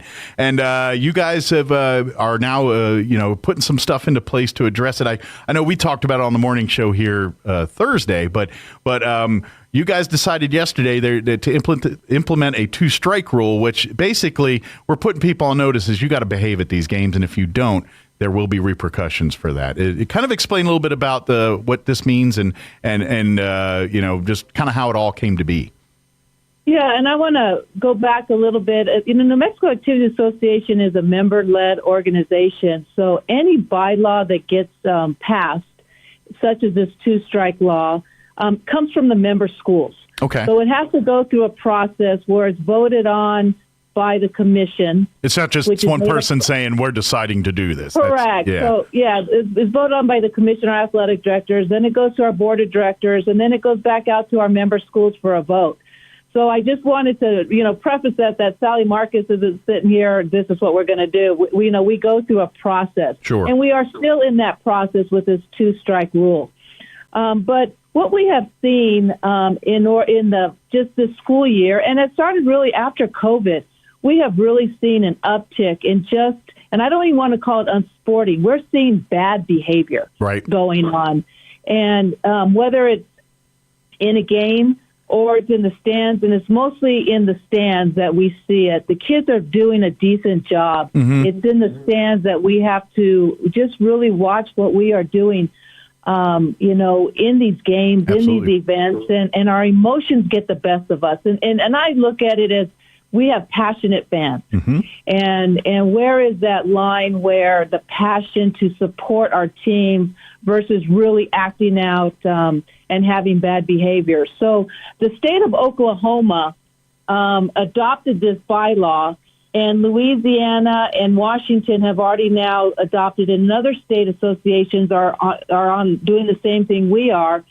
It is a 2-strike rule, where if there is any egregious, unsporting-like behavior, such as fighting, verbally abusing officials, following officials out to their cars after a game. Yeah, that one's a huge no-no. I mean, I get like, okay, you're mad, you're like, come on, ref, and you do that's one thing, but to follow the referee to their vehicle after that's not only bad, it's criminal. That's prosecutable. It is. You know, we have to have officials now escorted to the locker room. That's sad. And escorted to the cars after the game. We had an official that walked out to his car and there was spit all over his car. Jeez. And so it's just getting to a point is this has to stop. Yeah. We are education-based athletics, and we're teaching kids through, it's an extension of the classroom, and we're teaching kids right and wrong as lifelong lessons. And the behavior that's going on, we just need to send a message that we're not going to tolerate this behavior. Absolutely. So the two-strike program is, and we separated here in New Mexico. Oklahoma did not. We separated the difference between the fans and the kids and the players itself. But two strikes, you fight. You fight, and then the next time we have an egregious and sporting-like behavior in the fans, then you're done. You're not going to see your kids participate. Yep. And same with the kids. If we have them fighting on the floor and then they do another egregious, unsporting-like behavior, then they're done for the season. Absolutely. We're just saying, you know what, you get one strike, and we're going to warn you, and the second strike, you're done, because it's not education-based athletics as we want it to be. There's no place for this. There's no, I get it. And like you said earlier, yes, we all get emotional. And let's face it, when it comes to our children, we all turn into mama and papa bears, and we're ready to go through a wall to protect our kids. And I get that. And that's the way parenting, is. But we need to understand when's the right time and when's not. And at a game. A game. Correct. At the end of the day, a game. I don't care if it's a football game, a basketball game, or a soccer game. It's a game. And these kids are students. They're underage youth. They're still learning. This isn't Michael Jordan and Joe Montana out there. These are kids learning the game. And you can't, it's one thing to yell at like an NFL football game versus a high school gym with, you know what I mean? And we need to, as adults, we need to be the ones in the room that know that difference. And when the kids get rowdy, be the example to simmer that down, and certainly not be the ones causing the problem. So this is a problem that we do need to address. And I hope this does something to at least start curtailing this kind of thing. It does. And I'm a parent as well, and a kid who plays sports, and I'm as competitive as all get out. Sure. But there is that line that we're starting to cross that line, and we don't need to go there. If you ask these kids, any kid that's participating, you ask them, and it's because they want to have fun. The game is fun. Sure. Well, when it's all about winning a blue trophy and winning at all costs, it's not fun anymore. Absolutely. And yeah, it might be fun to win, and that somebody's going to say, "Oh, it is fun to win." It is fun to win. Absolutely. But not everybody's going to host that blue trophy. There's only one team at the end of the year that's going to be finish their season on a winning note, and so we have to learn that through competitions there are ups and downs. Absolutely. There are wins and losses, just like they are in life. Absolutely. And how are we going to respond to them? And this is what we're trying to teach. We need to teach kids how to respond to adversity. In the game, there's in, let's say, basketball, a call is against you. How do you respond to a call that you don't believe is correct? Sure. Just like you would you respond to an English teacher if they gave you an F on the paper when you thought it was an A? Absolutely. How would you respond in those situations? And we forget that this is an extension of the classroom. And so we're going back, and we want fans to cheer. We want fans in there. We want that environment. That's what kids live for. And I'm not saying that type of environment.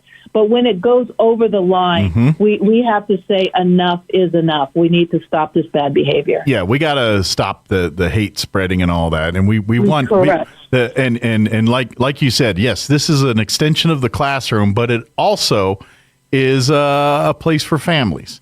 And and let's face it, if you're in a room with your kids and your families and you're like, I wouldn't act that way around them, it's inappropriate.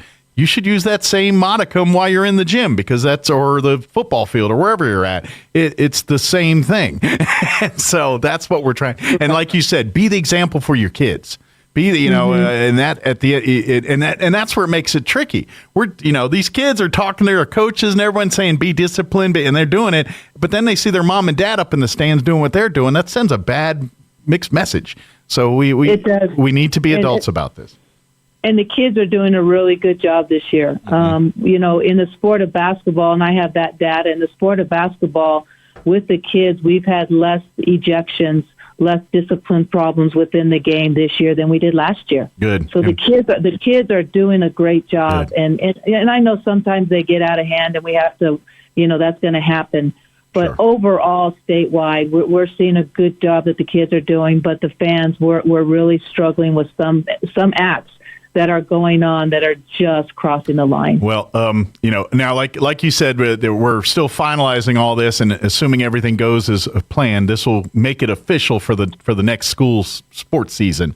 However, that doesn't mean for the rest of this one you get a license to act any way you want. They will be doing proper dealings with people that happen here. But just warning everybody now is you need to behave when you come to these events and show good spirit. Don't be a problem that we talk about later. That's what we're trying to say.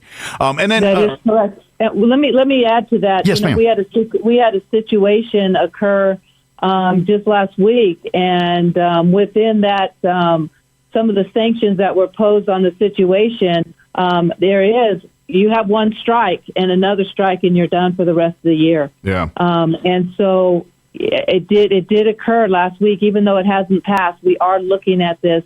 The board of directors is on board. Our superintendents, our athletic directors, they're on board. It's just a matter of going through the final process to get it approved through action item with our commission and our board of directors. But as far as where we are in the language, yes, we need to stop it right now. And absolutely. This will be enacted right now if we have some really bad, egregious behavior. Absolutely. Especially, and matter of fact, and this is probably, maybe we shifted here real quick. Well, speaking of, those actions, people may or may not be aware there was an incident at the Roswell High game last week during their match against Carlsbad. Because of some of the things that happened there are, if these two teams meet in the playoffs or anywhere down the road here at one of the gyms, there will not be fans in that stand for that game because of those incidents. And this is kind of what you're talking about. This is what we're doing to take action now until this whole thing gets into place, fully into place. Correct. And I would have the actions of, we've done this before where we've had fans not in the stands, and not even this year or in this situation, but another time, where we need to make sure that we're not, and not only want to call it discipline, it gets to a point where you want to protect kids too. Sure. In this environment. And I think this one is a little bit of a protection mode. Let the kids play. You go back, and this has nothing to do with unsporting behavior, but I go back to COVID in that 2020 when we did not have fans at the pit the last 2 days. And I tell you what, if you ask the coaches, they were pretty excited because the kids were dialed into what they had to say. Sure. They were dialed into the game and not what was going on in the stands. A lot less distractions, It was, and so, but neither here nor there. I want fans in the stands, and I think it's the greatest thing in New Mexico, and I've said this before. We don't have that Power 5 conference university. We don't have pro sports. High school sports is king, and we need to keep it that way. It is the purity of the game, and that's what we're striving for, to keep it the way it should be played, and that is such a pure way to play sports. Absolutely. Is high school sports. Yeah, at the end of the day, all we're trying to do is to make it a fun, safe playing experience for everybody. The kids, the fans, the officials, the coaches, everybody in that room or in that stadium. We want them to come, because everyone in that room's coming for a good time or coming to play sport. They're not coming to do the things that happen there. And again, all we need to do is, as adults, this is time for us adults to be the adults and set the example and just remind that. And let's, no matter how emotional we get, at the end of the day, it's just a game with some kids. And we're all there to learn and to grow and to have a good time. And that's what it's about. And I would tell you, our officials, they are there to help kids. And the old adage is, if you don't have officials, it's just PE. So we need, you know what, we need officials, and they're doing the best. They're human. They're doing the best that they can. The kids are making mistakes, coaches are making mistakes, and officials are going to make mistakes too. Absolutely. But they are there for the kids, and if they weren't there, we wouldn't have games. And so we need to remember that they're giving time out for our kids away from their own families. They're not doing this for the glory. They're doing it because they love their kids and they love the sport. Correct. Absolutely. Correct. Sally, I do appreciate you spending a few minutes and talking with us. And of course, I would love to talk to you again soon. Maybe in the off season, we gear up for the new season here. If check in just to talk about stuff, love to do that anytime. Love to have you do that. That's fine. Anytime, you just let me know. Perfect. Well, thank you, and have a great day. And thank you for looking out for everybody. Appreciate it. Sure thing. Thank you. Take care. Now for your Pecos Valley News Update. I'm Jared Cirillo. A Carlsbad woman arrested for making a bomb threat to a local post office. Police responded Wednesday to the post office in Carlsbad, where they found the building had been evacuated. However, a woman named Annika Jacobs was still inside. Jacobs did surrender peacefully, but police gave no information about what happened inside the building. Also in Carlsbad, police are posting a message on social media regarding some false information that's been going around town. Police said they've received word about rumors that subjects from Roswell are coming to Carlsbad, knocking on people's doors and threatening to shoot whoever answers the door. Carlsbad police say this information is circulating on social media and is false. New Mexico's House of Representatives endorsing a 12% increase in annual state general fund spending Thursday. It's a bill that would expand public support for early childhood education while shoring up rural health care providers and boosting salaries and benefits for state workers and public school teachers. You're up to date. I'm Jared Cirillo. I'm meteorologist Steve Hamilton with your Pecos Valley weather. We have high pressure settling into the southern Rockies, and we'll get generally fair weather today. Mostly sunny for Carlsbad and Artesia with highs around 50. Roswell starts off cloudy today, but we get sunshine back in the afternoon and our high about 60. Fair and around 30 for the overnight hours. Some clouds on Saturday and our high in the low 60s. Sunday, a mix of sunshine and clouds and about 70. That's your latest forecast. I'm meteorologist Steve Hamilton. With the Wall Street Business Report, I'm Bill Alexander. Wall Street ended sharply lower on Thursday after unexpectedly strong inflation data and a drop in weekly jobless claims added to fears that the U.S. Federal Reserve will keep raising interest rates to tame high prices. A Labor Department report showed the highest rise in producer prices in 7 months in January as the cost of energy products surged. Tesla will recall more than 362,000 U.S. vehicles to update its full self-driving software after U.S. regulators said on Thursday the driver assistance systems did not adequately adhere to traffic safety laws and could cause crashes. 2 U.S. lawmakers have sent letters to the country's top egg companies seeking answers for why egg prices have ballooned to record highs in recent months. The world's biggest food group, Nestle, will raise prices further this year. The company says it's necessary to offset the damage caused by commodity price rises. For the Wall Street Business Report, I'm Bill Alexander in Washington. February 3rd, 1943, the SS Dorchester was sunk by a German U-boat while en route to Greenland, carrying approximately 900 people on board. This event has been referred to as the second worst sea disaster of World War II. It was during this tragic event that 4 military chaplains paid the ultimate sacrifice to save hundreds on that fateful day. The American Legion Post 61 family would like to invite you to hear the story of the 4 chaplains and hear why these 4 men are still inspiring Americans today. Join us at First United Methodist Church, 200 North Pennsylvania in Roswell on Sunday, February 26th at 3 p.m. This event is completely free and all are welcomed and encouraged to attend.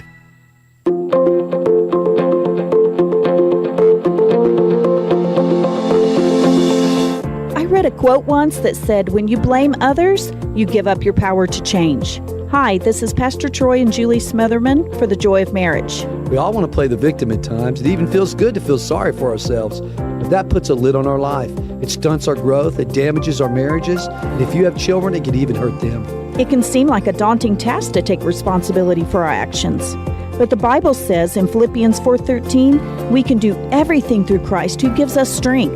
If you've never experienced the love of God, then you don't know your true potential and don't realize how good God is. When you're feeling like a victim, turn to God. He'll give you the strength to move beyond yourself and help you have a victorious marriage. If you have any questions or would like further information about the Joy of Marriage Ministry, please go to jomconference.com. If your tires are flat, need your car fixed, our reviews are better than mixed at Big O. At Big O Tires. We do the job fast and with a smile. Whatever the problem, we go the extra mile at Big O. At Big O Tires. Trusted service, no need to lie. Hop online, our reviews are high at Big O. At Big O Tires. Unbeatable service in all our stores. That's why we get such high scores at Big O. At Big O Tires. From January 30th to February 26th, get a $70 tire rebate via Visa Reward Card or Visa Virtual Account after online submission on a set of 4 new Michelin passenger or light truck tires. Plus, get an additional $70 prepaid MasterCard on installation purchase of sets of 4 Michelin passenger or light truck tires. Big O Tires, the team you trust. Disposal fees and shop fees extra where permitted. Void where prohibited. See rebate form for terms and conditions. This offer valid with any form of payment. Heart disease is one of the leading causes of death in New Mexico, but it's preventable. If you have high blood pressure or cholesterol, are overweight, smoke, or have other risk factors, it's time to talk to a cardiologist. The cardiology team at Artesia General Hospital has the experience and latest diagnostic technologies to help you identify your risk factors and diagnose and treat any heart health concerns you might face. One beat at a time, we're here for every heart. Request your cardiology appointment today at artesiageneral.com/heart. Lots of folks are buying used vehicles these days. And you know, they're just as proud of them as if they were brand new. And why not? The pre-owned cars and trucks at Roswell Ford look and smell brand new. And Roswell Ford stands behind every pre-owned vehicle with a 3-day money-back guarantee and a complimentary 90-day 4,000-mile warranty. Roswell Ford has more than 400 vehicles in stock, by far the biggest selection in this part of the state, with new Fords arriving all the time, so it only makes sense to come see us first when you're ready to start car shopping. Speaking of pride, our customers are just tickled with our mobile service van that comes to your home or work and turns your driveway or parking lot into a service bay. We can take care of routine maintenance like oil and filter changes, tire rotations, and battery service, and you don't have to be without your vehicle. Of course, some restrictions apply. For great selection and great service, you can count on your friends at the Tailgate Nation. The Calico Cow is moving to a new home. Coming Monday, February 20th, visit the Calico Cow at their new home, 200 East College behind Farley's in Roswell. Lots of exciting changes at the new Calico Cow. New LED lighting, an amazing large classroom, plus more space, which means lots of new items and an even bigger selection of fabrics. Come see it for yourself, beginning February 20th. Want to know how? Come see the cow. The Calico Cow's new home at 200 East College in Roswell. An artist by the name of Trisha Robinson created a painting titled The Four that depicts 4 women in the lineage of Jesus. They are Tamar, Rahab, Ruth, and Bathsheba. Tamar deceived to get what she wanted. Rahab was a prostitute. Ruth was a foreigner and a widow. Bathsheba was an adulteress. Yet they're all in the line of Jesus. In the painting, the women are depicted with crowns on their heads. They're in the royal line of the King of Kings. Do you ever think that you're too broken, too weak, too sinful to be used to do the work of the Lord? God uses imperfect, broken people to change the world. That is what is amazing about the story of the Bible. The so-called heroes of the faith were usually a mess, but God took those messes and used them for His glory. He can do the same with you. This Sunday, we will learn about another very imperfect man whom God called to do great things. Come learn the story of Gideon and how his life changed when God used Gideon's weaknesses to exhibit His strength and His power. Join us at the Country Club Road Church of Christ for worship at 10 a.m. on Sunday, located on the corner of Country Club and Washington in Roswell. It's possible to turn peanut butter into diamonds. Peter Pan tried it with his buddy Skippy, but they couldn't do it in a jiff. Here's Mike Winters. Keep trying, though. Oh, yeah, 100%. Well, maybe. I just thought of this. Remember you were telling the story last week about how your mom, you get the government peanut butter and she'd remove the oil? Yep. I wonder if that's part of the process. Of turning peanut butter. Turn it into you know that. what? You remove have the to oil? remove all of the things that make it enjoyable. Yeah. That makes sense. I've never attempted to make diamonds out of peanut butter before, but I'm thinking that might be involved in the process if there is. I mean, I guess you can Google it and see if there's a recipe for this. But the whole how do you turn coal into diamonds or whatever you're turning into diamonds is you putting immense pressure on it and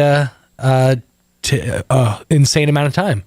Now I want to see like Peter Pan or Jif use that "Diamonds in the Sky" song as their theme song for a Jif commercial. I mean, peanut butter they're gonna have to pay pretty big right now. Rihanna's music's pretty hot. I'm about to say now's the time to cash in while the iron is hot, so to speak.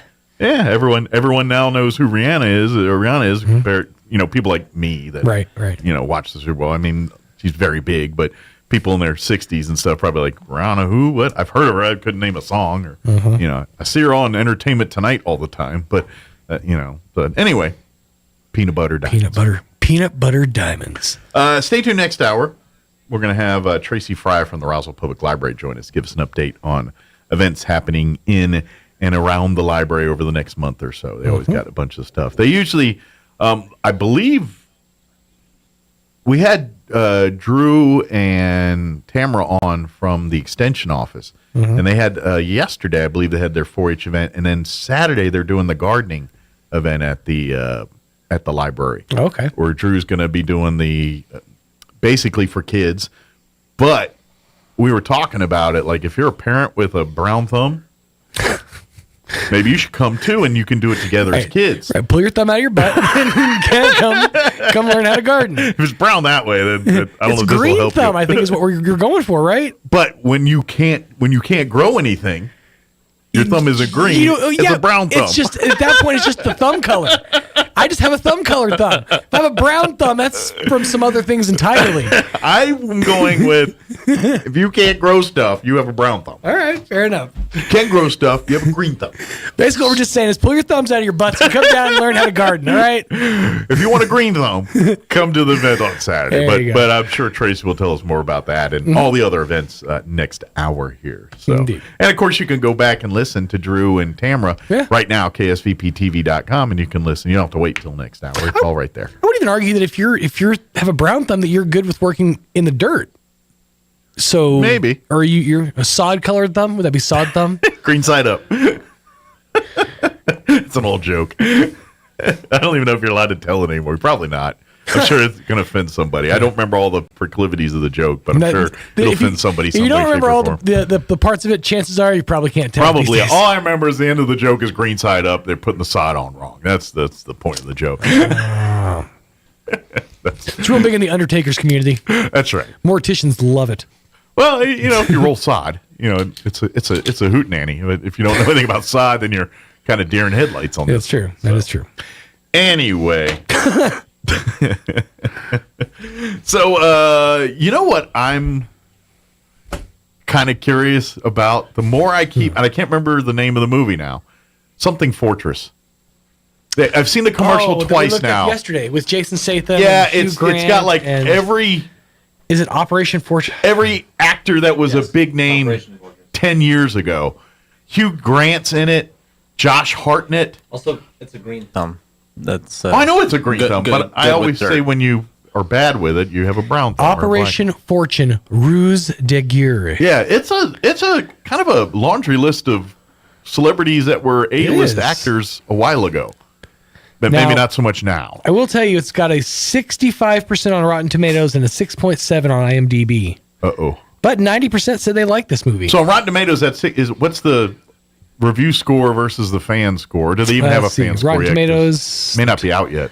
No audience score yet. I don't think it's out yet. That's probably why. Okay. So I think it comes out in a week or two. Yeah. But anyway, it's an action movie because it's Statham is the main guy, so it's a Statham. I think it's a Statham movie at the end of the day. Right. But it's got a bunch of characters that you would not normally see in a Statham movie, like Hugh Grant. You think of Hugh Grant more romantic comedies. Carrie Elways Which he's where's Robin he been? Hood. He's Elvis. Prince of Dark. Yeah. This is what that's interesting, but this seems like a movie of like, hey, what happened? Where have you been? Because What happened? well, also They're all like British except for Hartnett, right? except for Josh Hartnett. Where has Josh Hartnett been? Has he just like been sitting in a room eating saltines for the last decade and a half, and then he just came out Just living off his Pearl Harbor money. Maybe. I don't know. Off his 40 days, 40 nights money. Not so much on that one. I don't think it was a big hit. Elite spy Orson Fortune must, of course his name is Fortune, must track down and stop the sale of a deadly new weapons technology wielded by billionaire arms broker Greg Simmons. Reluctantly teamed up with some of the world's best operatives, Fortune and his crew recruit Hollywood's biggest movie star, Danny Francesco, to help them on their globe-trotting mission to save the world. You know what this is? It sounds cheesy enough that I'm not going to dig This is Team America. But in a live action version? Remember they had to go get a Hollywood Spy actor? movie. Yeah. So go, act, now, act. Oh my God, that's what they're doing. Is they're doing a realistic, true to life. Well, maybe that's the Team reason why America. I'm kind of like wanting to check that. Now, don't get me wrong. I want to check it out because I haven't seen Hugh Grant or Josh Hartnett in a movie in years. This is what grabbed me, is because they said they teamed up with Hollywood's biggest movie star, and we know the only white guy in this movie is Josh Hartnett. Well, it could be Hugh Grant. Sure. Is Jason Statham not white? Hugh Grant's a big... Sorry, American. I meant to say American. Yeah. Yeah, American. But, it says American star. well, it says Hollywood's biggest star. So Okay. and the star is Danny Francesco. So Does it say who Danny Francesco is played by? it does not. So let me Well, I guess we look. have to IMDb and look at the cast, I guess. But I'm thinking it because I'm in my head. It could go either way. I mean, Hugh Grant at one point was, Cary Grant. big, huge name. Back there in the late '90s, early 2000s, he was cranking out, Hugh Jackman. big movies every, all those romantic comedy movies and everything that we all. And then he had a incident. That's the word of the week. He had Incident. an incident I thought it was triage. that got caught in a public eye, and his star kind of got a little luster on it. Danny Francesco is played by Josh Hartnett. Okay, so it is Josh. It Hartnett. is Josh Hartnett. But what has he been up to? I'm just kind of See, what's his last movie? Because all I think of is 40 Days, 40 Nights. That was 20 years ago. He's apparently been busy. He was in the Fear Index, Never heard of Ida that. Red, Wrath of Man, Exterminate All the Brutes, Die Hard from 2020. Most Wanted, Paradise Lost, Inherit the Viper, Valley of the Gods. She's Missing. He did. I Wow. guess he was in Drunk History. That's the only thing I would have seen him in. Everything I'm hearing here is like direct-to-video type Well, there's stuff. a lot of places to put media now. So Yeah. I guess there's a lot of opportunity. You don't necessarily have to be in the public eye to be. I know, but he went from feeding your kids. major blockbuster movies That's to what I'm Drunk saying. History. It I mean, just come seems on. like he was That sounds the bad. guy. Yeah. He was the dude. Yeah. So, I don't know. Well, maybe this is his research. There you go. We're going to start seeing The a... Lebowski? Well, I heard that it's No, he was never in Big Last year was Brendan Fraser's year to kind of resurge. I think this might be Josh Hartnett's year. The year of the Hartnett. That's right. All right. Well, we look forward to it. We just shed the year of the Fraser. Pearl Harbor 2, even Pearl Harbor coming up this year. So, all right, Pearl it's 9 Boogaloo. o'clock. We gotta go. We'll be back on the other side. Roswell's home for talk radio is 106.5 FM, KEND Roswell. News this hour from townhall.com. I'm Rich Thomason. On it goes, a toxic nightmare for residents of East Palestine, Ohio, surrounding areas in the aftermath of the toxic train derailment. Animals have been dying and people have reported illness. A couple of locals tossing a large rock into a creek, seeing a rainbow sheen of chemicals bubbling to the top. Wow. Look at all that. Look at it. It's all in the bottom of the creek bed. But they burned all the chemicals off of there, right? That's what I heard, yeah. Maybe off the top. From a Twitter video posted by Republican Senator J.D. Vance of Ohio. 5 former Memphis police officers have just pleaded not guilty to second-degree murder and other charges in the violent arrest and subsequent death of Tyree Nichols. They're all out on bond. Their next hearing May 1st. Joe Biden's doctors describing the president as a healthy, vigorous 80-year-old. After a routine medical exam, President Biden was described as fit to successfully execute duties of the presidency. His blood work was normal, he has a healthy weight, and has no long-term symptoms from the coronavirus. In a health summary, Dr. Kevin O'Connor wrote that the president had a lesion removed from his chest during a routine skin cancer checkup, and that his stiffened gait was the result of spinal arthritis. The conclusions are sure to be scrutinized as the nation's oldest president makes plans for re-election. Greg Clugston, Washington. Democratic Senator John Fetterman of Pennsylvania has checked himself into the hospital treatment of clinical depression. It's an ongoing battle he has fought for years, according to his office. An Arizona appeals court rejecting Republican Kari Lake's challenge to the outcome of the Arizona governor's race, and Lake is vowing to appeal to the state Supreme Court. On Wall Street, the Dow is down 81 points and NASDAQ off 144. More on these stories at townhall.com. First, we decide where we want to go. Then we need to know the best way to get there. Hi, my name's Adam Barada. I'm the owner of Advantage Gold. We're the highest rated precious metals firm in the country. We teach people how to own physical gold and silver. Now, we've won the Best of TrustLink Award 4 years in a row because we educate our clients on how to buy gold and silver the right way. We don't pay celebrity spokespeople millions of dollars. We'd rather pass that value on to you. Call 800-900-8000 and speak with one of our experts. We'll send you a free gold kit along with my latest #1 national best-selling book, The Great Devaluation. Call 800-900-8000. That's 800-900-8000. Get the best information, the best process, the best service, the best value. Call Advantage Gold at 800-900-8000. Call 800-900-8000. Advantage Gold is not an investment advisor or a tax advisor. Consult with your financial advisor before investing. A top aide to Ukraine's president says Russia has changed its tactics, employing decoy missiles and balloons in a bid to overwhelm Ukraine's air defense systems. Mikhailo Podolyak maintains Ukraine's air defenses are adapting, and he says Russia is facing missile exhaustion. The waves of missiles it's fired since October depleting supplies. Moscow has not acknowledged such problems, but Britain's defense ministry backs up the assessment. Podolyak also renewed Ukraine's appeal for long-range missiles to strike Russian troop concentrations far behind the front lines. And he reiterated Ukraine's need for ammunition, saying we just don't have enough shells. Podolyak says a drawn-out war favors Russia, not least because its population is more than 3 times that of Ukraine. I'm Ben Thomas. Rescuers pulling more survivors from the debris of the February 6th earthquake that devastated parts of Turkey and Syria. News and analysis, townhall.com.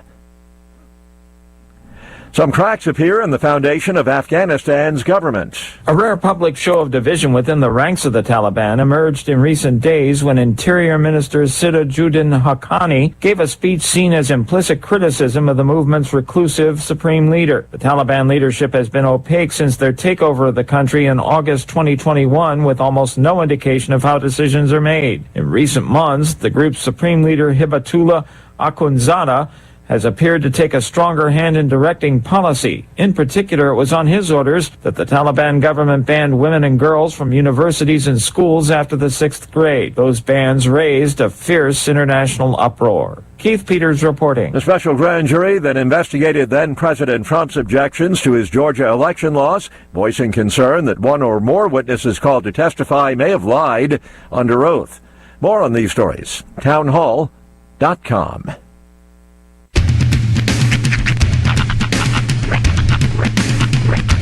What in the wide, wide world of sports is going on here? I promise you, whatever scum did this, not one man in this force will rest for 1 minute until he's behind bars. Now let's grab a bite to eat. Yeah, come on. I feel the hot wind on my shoulder and the touch of a world that is older. I hit the switch and check the number. I leave it on and then I slumber. I hear the rhythm ringing through it. Flamenco guitar and cumbia music. I hear the talking of the DJ. The travel listen, what does he say? I'm on a Mexican radio. I'm on a Mexican radio. Broadcasting live from high atop the J.P. White Building in downtown Roswell, New Mexico. It's Mornings with Mike Winters on 106.5 Roswell's Talk FM. Is that what I sound like when I talk? Now, here's your host, Mike Winters. And good morning. It is 6 minutes after 9 o'clock. Welcome to hour number 3. Trace Inviernos. Of Mornings with Mike Winters, right here on 106.5 Roswell Talk FM. Happy Friday. Yeah, buddy. Hope it's going well for you. It's Friday. Enjoy it. Get out there. It's going to be a smidge warmer. Not. It's supposed to be warmer like Saturday, Sunday, but definitely a little nicer today than it was yesterday. So enjoy. For sure. It's like a summer preview. Spring preview. Sort of. It's going to be 50. Don't get all excited. Hey. Sun's going to be shining. Sun's out, guns out. And less wind. Which, that's the bigger thing. I'm like, 50, nothing but 5 mile an hour winds, I'll take that over. I'll take that any day. 30, 40, whatever we get. I just need a few wind-free, rain-free days just to get my house fixed. Weather ready again. There you go. We'll go from there. Maybe, do you have a lot of friends that are handy that can help you? I have a couple. There's, I think I know at least one or two in your world. I put a phone call in. Yeah. So one or two in your world. If he doesn't get called into work, I'm gonna borrow a friend and their services. I know who you should turn loose on that. Who that? Dennis. Huh? Oh, I didn't think about that. Our buddy. Yeah, but he's gonna try to upgrade the wood on my house. So let him. I don't have that kind of money. Maybe he'll just do it. Yeah. Okay. Give him some beverages. You'll be all right. There you go. Yeah. Lube him up a bit. You know how you do. Yeah, but happy Friday. Yes. Make it a great one. Thank you to McDonald's. They always make our Fridays that much better by providing us delicious breakfast treats. We got Hash Brown City today. I'm going to get me one here in just a little bit. Swing on by any McDonald's here in town. They've got you covered with food. You get a free food. If you've been downloading that app and earning rewards and points, you could get right now like a free, McMuffin or something. Yeah. So please take advantage of that. Start earning reward points the very first time you download and use that app. Matter of fact, they've got a deal right now. If you give the McDelivery a sample, they'll give you for the first time, they'll give you a free Big Mac. So if you're looking for free food today, that's a great way to get it right now. So definitely check out that app. It's free to download. It's free to use, except for when you actually buy food. But as far as go there and take advantage of the deals and all that, and you can utilize it to set up any way you want, whether you want to pick up your food through drive-through, curbside, or even dine in or delivery. They've got you covered. That app will get the food to you however you want it. That's right. Big thank you to McDonald's. So. And 2 times points at breakfast. So So double dipping today. That's right. Order every I think it's normally, is it 1 point for every dollar? So I think in this case now it's 2 points for every dollar. Oh, nice. So there you go. Wow. They really add up. Is that really how they work it? No, it's 100 points for every dollar. Okay, I was about to say, So in this case, it's 200 points. Wait a minute, I haven't spent that much money at McDonald's. Hold the phone. No, it's 100 points for every dollar. Okay. So now it's 200 points for every dollar. For a hot minute, I'm like, I need to do some accounting. It is I'm kind spending entirely too much money. It is kind of like it's like saying you have a problem when you have a really high points total. Yeah. You're like, well, I feel a little better now. It's I do have 100 a bit for of an one. addiction, Because if it was one-on-one, I'm like, I got like 17. I ain't gonna leave have that kind of money. How am I spending at McDonald's? $17,000 at McDonald's. Wow. Yeah, it's like I must have hit a lot of double point mornings or something. I don't know what happened there, but yeah, it's a great system, and start utilizing it today, and take advantage of those exclusive deals. They pop up on there like that the meal we were talking about earlier, the Cardi B one, and the other guy, whatever his name is. Cardi B, an Offset meal. Offset. Yeah, those just kind of pop up in the ether there, and so if you want to stay up to date on those from time to time, just like the app and follow it, and they'll give you notifications. Say, hey, come in and get this deal where you get a bunch of food for a very discounted price. So. It's just that easy. I always like, and I haven't seen it as much recently, but it was my by far favorite deal. The $5 20-piece. Oh, so now they have 40% off a 10-piece. I think is their deal right now. 20 is a good number. It is. It is. That's I agree. the number. 40's too many. 20s. I mean, the way I eat. See, I would say that I really enjoyed when they would do like the Super Bowl or the football ones where they have like the 50-pack. Yes. Those are always cool. That's fun. I'm just saying I'm a variety guy, so I want to eat some nuggets and like a fish sandwich. I can't have 40 nuggets and a fish sandwich. Sure.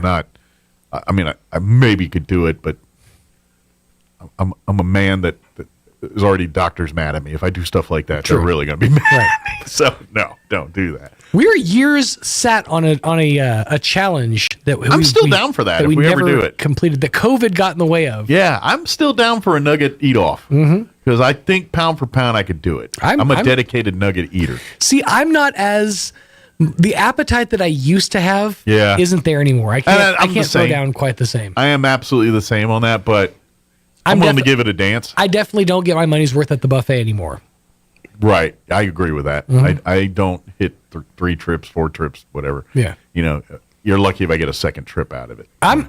The idea of a buffet to me is kind of like the idea of love to most people. I'm not in love with a buffet. I'm in love with the idea of a buffet. I'm in love with the idea of having access to everything, but I don't want. And then you generally see the buffet, see what's going on at the buffet, and you're like, I'm good. That has changed in me. Because if you would have said that to me 10 years ago, I'm like, nope, I'm going in. I don't care. Right. I don't care how disgusting people are. Now I'm like, people are gross. I don't want to do that anymore. That's why I'm so excited that there's this one place, this one buffet in Vegas, if/when I ever go back, that literally everything on the menu is one bite. So you get to, everything on the buffet, so you get to try just a variety of different things. And you can go back and get more of it if you want it, but it's just one good bite. In theory, this is a stretch. One bite, load up your plate with 7 bites. Yeah. It's not enough bites. More trips. Sure. Which means more exercise. There you go. In theory, if you make enough trips, it'll cancel each other out. There you go. That's science. If you sit far enough away from the buffet, like say for example, Mumbai. Yeah, you're good. That's science. And if you, while you're at it, put your plate at a distant location on the table, and you can do more curls and things while grabbing your bite of food to put in your mouth. It's all about distance, really. Absolutely. Right. There it is. I should be a health guru and really start my own workout tapes like this. I bet I'd make $1 billion. Oh, 100%. They would not be effective and probably not actually working. But people would be like, you just have to get them that first run sold. I'm on the Mike Buffet diet. Notice nobody talks about Tybo anymore. You just got to have that one good run. That's all. Exactly. I don't see a lot of deal meals going around either now that I think about it. Body by Jake. Whatever happened? I mean, I'm sure Jake Pavelka's still out there. Jake has a new body. How do I still know his name, first and last name? Is because my dad was a big Body by Jake guy. And his middle name, Bye. It was Bye. Body by Jake. But anyway. Jake by Pavelka. My dad was big into his stuff. He had like the firm. It was called the Firm Flex. It was the crunch machine. Okay. I do that. You know what my favorite 80s exercise guru was? Was it Susan Summers? Summers? Because she's an actress. I don't consider her. She was a Thigh Master Hawk. She wasn't a real fitness guru. Denise Austin. Okay. She was fetching. She was. She was no nonsense. And I was a teenage boy who liked watching her workout videos for 30 minutes when there's nothing else on. What do you tell you? Now, I will tell was a creep. See, here's the thing. I spent summers at my grandma's house because my mom and dad worked, and that's usually where like TV was on or whatever. So when I wasn't out with friends, the exercise that I was exposed to is a little different. Yeah. My grandma and grandpa really liked the show Sit and Be Fit. I never heard Are of that you familiar? I'm not. Okay, familiar. so it's a PBS show, and in this exercise show for 30 minutes, you learn how to exercise in a seated position. Nice. Yes, Sit and Be Fit. It was a big deal on PBS. I can see that good at like for seniors and things who don't have mobility that are younger. But yeah, if you're a 20 person doing that, I don't feel like that's not going to help. I was 7 watching Sit and Be Fit. It wasn't doing me no good. You think a 7-year-old wants to sit anywhere? The great thing about sitting is you're always food nearby. But anyway, so yes, but yeah, and actually I saw Denise like an interview or something of Denise Austin now, and I'm not gonna lie. Still looking all right? She's still put together. That fitness work was working for her. She still looks good for a lady of, I'm guessing, in her 70s now. I have no idea how old she is now. I'm guessing somewhere in that ballpark. But last time I saw her, like an interview a couple years ago. I was like, she is still looking pretty Denise darn Austin good. still 66 years young. 66. Okay, so I'm a little. Come on. What? No, she's dang. That's not fair. Yeah, Denise Austin. That was my favorite workout lady, guru. I wasn't down with the Deal a Meal or any of these other clowns. Denise Austin. 30 minutes of entertainment every time. I never did a workout either. I just literally sat on the couch and watched. That's all I have to say about that. It is 16 minutes after 9 o'clock. Tracy Fry's patiently waiting in the other room, so we're going to shut up. Let's go ahead and get you up to date on the weather. I'm meteorologist Steve Hamilton with your Pecos Valley weather. We have high pressure settling into the southern Rockies, and we'll get generally fair weather today. Mostly sunny for Carlsbad and Artesia with highs around 50. Roswell starts off cloudy today, but we get sunshine back in the afternoon and our high about 60. Fair and around 30 for the overnight hours. Some clouds on Saturday and our high in the low 60s. Sunday, a mix of sunshine and clouds and about 70. That's your latest forecast. I'm meteorologist Steve Hamilton. Thank you, Steve. Currently 28 degrees here in Roswell. Humidity is at 53%. Winds are, in fact, calm at the moment. Increasing clouds today. Expect a high near 50. Winds will be out of the south, 5 to 10 miles per hour. Tonight, mostly cloudy. Expect an overnight low of 27 degrees. South winds 5 to 10 miles per hour. Saturday, warming up a little bit. They're talking cloudy through mid-morning, but the sun will come out later in the day. We are expected to hit the 60s, low 60s, 63 for a high with southeast winds 5 to 15 miles per hour tomorrow afternoon. Increasing clouds for Saturday night with an overnight low of 33 degrees, southwest winds 5 to 10 miles per hour. Sunday, mostly cloudy but warmer, highs near 68 expected. Southwest winds 5 to 10 in the morning, 15 to 20 for Sunday afternoon. Sunday night, cloudy, overnight low of 49 degrees. For President's Day Monday, mostly cloudy, but 73 for a high, and the term breezy enters the forecast as well. And then looking at the rest of the week, next week, kind of Tuesday, 72 breezy, Wednesday, 20% chance of showers, but 67 and windy, and Thursday, sunny and 65. So warmer weather next week, but could see some wind, maybe a little moisture. We'll see. All right, it is 18 minutes after 9. We're going to take a 3.5-minute commercial break. And then Tracy Fry with the Roswell Public Library will join us on the other side. Do not go away. You're listening to Mornings with Mike Winters. This is the owner of Trustmark Roofing, and nothing makes us happier than telling our customers no. As in, no pricing games. We give you a guaranteed price, and then we stand by it. No surprises, no gotchas. No obscurity. We don't just tell you what's wrong with your roof. We record our inspections and show you. No lemons. We install premium roofing materials from top brands like Owens Corning. No shortcuts. We're in the 2% of roofers with the Owens Corning Preferred Contractor Certificate for our local area. This means we offer precision installation and the longest warranties. Want a beautiful new roof that's built to last? Choose Trustmark Roofing, the roofer that loves to tell our customers no. For an estimate, call us at 575-755-ROOF or find us online at trustmarkroofpros.com. Trustmark Roofing, we put people first. It's time to stock up on beef. Do it the most affordable way by buying a whole or half beef from Runyon Cattle. A whole beef feeds a family of 4 for nearly a year. Buy your meat in bulk for about $6 a pound. Skip the store and skip the wait lines. Beef isn't something that you should have to wait on. Stock up on New Mexico homegrown grass-fed and grass-finished beef today by calling Lisa with Runyon Cattle at 760-5655. That's 760-5655. Delivered to your home freezer. If you need a Kubota that works and plays hard, stop looking. You'll find everything you need at Amigo Machinery. When it comes to tough Kubota tractors, mowers, construction equipment, and utility vehicles, all with low-rate financing, Amigo Machinery is your one-stop shop. We are passionately committed to providing our customers with the highest quality products, most innovative solutions, and services delivered with integrity and professionalism. Stop by Amigo Machinery in Roswell or see us online at amigo-machinery.com. For over 40 years, Sierra Blanca Motors here in Roswell have been providing locals with quality vehicles and are committed to providing you quality vehicles and service for many years to come. No sales gimmicks, no inflated pricing, just a quality pre-owned vehicle listed at retail pricing or less. Have a used vehicle to sell? Get top trade-in value or an amazing cash offer today. Let Danny or Jose provide you a great car buying experience. Call 575-622-7907 or stop by Sierra Blanca Motors at 720 South Main Street in Roswell. Se habla español. Have you ever met a single person in your life that enjoys paying taxes? No, no one does. If you can't sleep at night because you have a huge problem with the IRS, I've got some free advice for you. This service is strictly limited to individuals that owe the IRS $10,000 or more in back taxes. And if you qualify, we can guarantee that you won't be writing a big fat check to the IRS, or our services cost you nothing.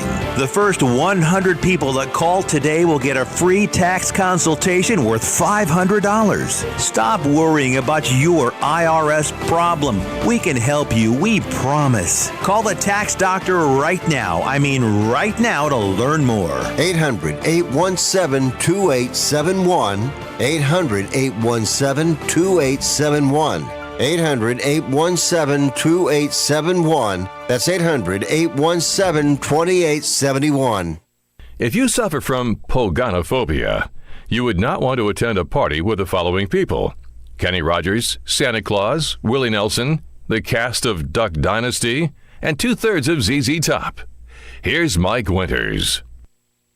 And good morning. It is 22 minutes after 9 o'clock, and joining us in studio this morning from the Roswell Public Library, Tracy Fry back with us. Good morning. Good morning. How are you today? Good. How about you? Doing well. You excited for the weekend? Or Yeah, because we're closed on Monday. I was about to say, you guys will not be open on Monday. It's a government holiday, so right. all city facilities like the library stuff will be closed. No, won't be any mail.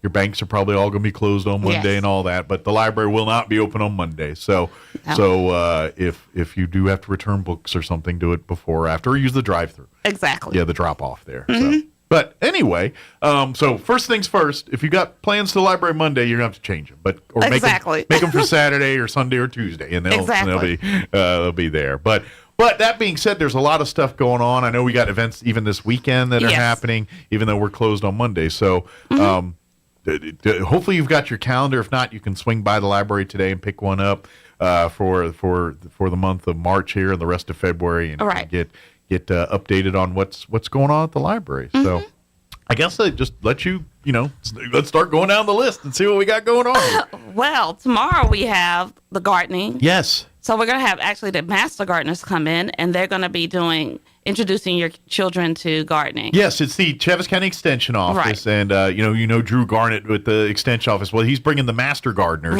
to and it's for kids. It's kind of introducing kids to gardening. But I had him on the other day, and I said, if there's parents that have no clue how to garden, come with your kid and hang out. Maybe all learn together, and then do it as a family activity.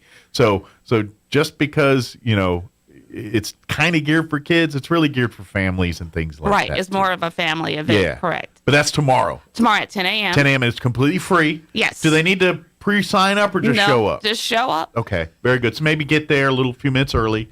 Well, we don't open till 10, so just be at the door at 10 when the doors open to get in on all of that there. So So, but yeah, it's trust me, it's a lot of fun. They're going to teach you the gardening, what to plant, what's going, and they're going to have a hands-on activity. So they get to get a little dirty, not super dirty, but a little. Yeah. Good. So please come out again. That's 10 a.m. tomorrow at the Roswell Public Library. Yes. Bring your kids, bring your parents, and come out and let's who knows? Maybe this starts the family garden in the backyard here, or if you're an apartment or townhouse, you got the little herb garden on the windowsill or something like that. Exactly. This starts that. This is and you can do it together as a family. And that's what's great. And then of course, if you want to learn more about that stuff, Drew and those folks will be there and can put you in the right direction to tell you how to do all that. But great stuff. Matter of fact, they were there yesterday, right, for 4-H. Was that Thursday? Wednesday, 4-H was there. Yeah, they do. So 4-H, they do it on is it the third Wednesday of the month? Right. They do. And then the gardeners do it on that Saturday. Correct. Typically, this month it's going to be the master gardeners. Right. But yeah, this is a monthly thing. So if you do miss this week, they do it every month. You can catch it next month. It might be different subject and different things. Right. But you can get in on the 4-H and the extension office activities. They do it every month at the library. So, yes. Good deal. I'm sorry. I got talking all these other things here. That's okay. What else we got? So also we're going to have at the library tomorrow, we're going to have at 11 a.m. to 1 p.m. It's going to be a STEM activity. Okay. And that's a coding class. Like computer coding? Yes. Excellent. It's a learn to code. And that's from 11 a.m. to 1 p.m. And then also tomorrow at 12 noon, we're going to have a program called Blackdom Revisited. Okay. And it is Black History Month, so we get a chance to kind of celebrate.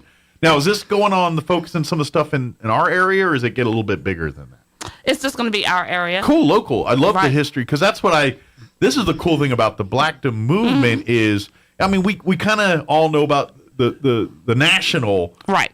This really focuses on like local level people, events, places that fall under, Black culture and Black history. Right. And so I love it because this is where you learn the not so famous stories or the not so publicly known stories or history about things. So if you want to kind of learn a little bit about your neighborhood and learn about some of the other cultures and things that have gone on here, come out to the Blackdom event here. What's the date and everything for that? It's going to be on tomorrow, Saturday at 1 p.m. 1 p.m. tomorrow. We're going to have a Miss Anna Madden. She's going to be there, and she's going to have photos, and she's going to share stories about Blackdom. Cool. So. Awesome. So I love, because to me, that's the cool, because you hear such great. It's kind of like we have the Chihuahuita project that's going on in the South End with that neighborhood and the culture and everything. This is kind of in that same vein where we're learning the culture and the history, the stuff that not necessarily is in a history book or in an archive somewhere. It's kept in family histories and smaller, less known historical areas and things like that. So it all lines in that same vein of learning what happened in where you came from and where you live. So I love this. This is good stuff. My coworker told me she didn't even know about Blackdom until she went to college here. And that's just it. I don't think people realize that history's impacted as much here, just because we live in the Southwest and you think more of Mexican or Latin culture and that type of thing. And it's no. There's all kinds of Black and Asian and all kinds of other cultures that have an established history in our country or in our state. Right. And so it's great to give that as an opportunity for people to learn about that. Right. Good deal. So that's tomorrow. So we have 3 activities tomorrow. Yes. We have gardening at 10.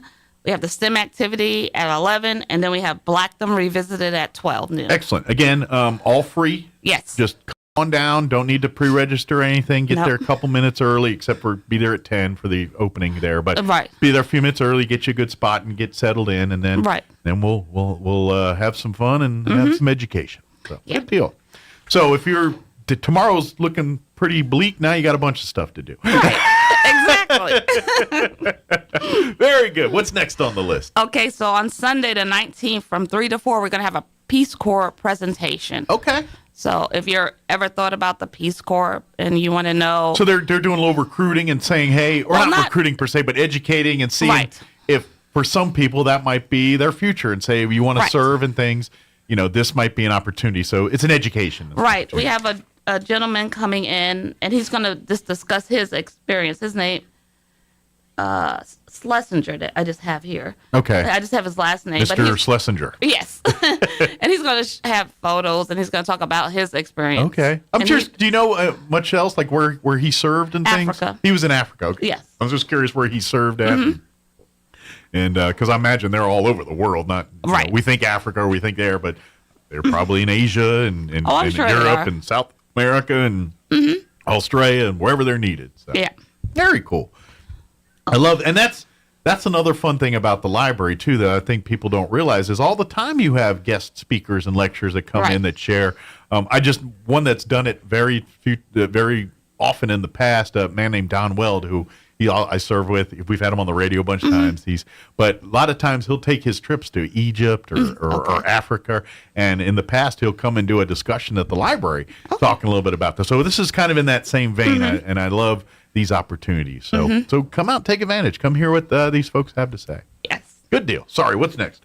So our next big event next weekend is going to be on Saturday the 25th. Okay. And from 10:30 to 1, we're going to have Eric Carl Day, and he's a children's author. Okay. And he did books like The Very Hungry Caterpillar. Okay. And so we're going to have a little celebration. We'll have games and probably food. And, Is he going to read some of his books? Or no, he's not going to be there. Oh, it's just we're celebrating him. Okay, so you can come and then someone will probably read a few of his stories. Correct. And then they'll have activities and food and games that are kind of centered around his books and things like that. Yeah, we'll even have crafts, I believe. Excellent. So. Okay, cool. That sounds like a lot of fun. And another great way if you're trying to, expose your kids to, all kinds of different books and things. And if they're not familiar with those, maybe say, bring them out and we'll read some of these books together. And maybe you'll take an interest and you can, while you're at the library, find a stack of his books and take home and start reading those. So, yes. Very good. So that's going to be Saturday the 25th from 10:30 to 1. Okay, so that's 1 week from tomorrow. Right. Very good. And then on the 26th Sunday, because we're trying to do more events on Sunday to bring people in, we're going to have a craft, the 26th from 2 to 3, and it's a sand art craft. Okay. Family event. Nice. I'm guessing is it something like you peel off, and it's like a sticky substance, and then you just put the color sand that you want. Oh, nice. Because it's kind of like a modern version of like when we did like Shrinky Dinks and stuff. You made it. Now you don't put it in the oven, obviously, but that concept of where you use something, you sprinkle and kind of create like a beach or mountains or whatever your heart desires. Cool, I like it. So, and that'll be next Sunday. That's next Sunday, 2 to 3. From 2 to 3, and then from 3 to 4 on that Sunday, the 26th, we'll have the crochet club. Very good. That's a monthly thing. So if you're well, they're actually meeting twice a month now. Oh, so now it's every other Sunday. So every 2 weeks they're in there. Excellent. Love it. That means more demand, more people, more time needed. So and if you're an experienced crocheter, love to have you. If you want to learn crocheting, they'll come out. They love to. That's part of it. They want to expose the art of crocheting. Yes. And getting more people back involved with it. We've had these discussions where quilting, sewing, crafting, these are things where less and less people are doing them now. Technology and life is part of all that. But there's going to be a time where some of these things might come in handy in your life. And if you're looking for a hobby or an activity that maybe helps with, your own, hey, I'm stressed out, I need something to do something. Crocheting might be your mental health. So and it's a family event, so it's not just for adults. Yeah, everybody and men. Yes. So there's no stigma about women, being crocheters and not men. Men do it too. So if you want to learn, come on out. I'd love to have you. Matter of fact, you might be a star of the show.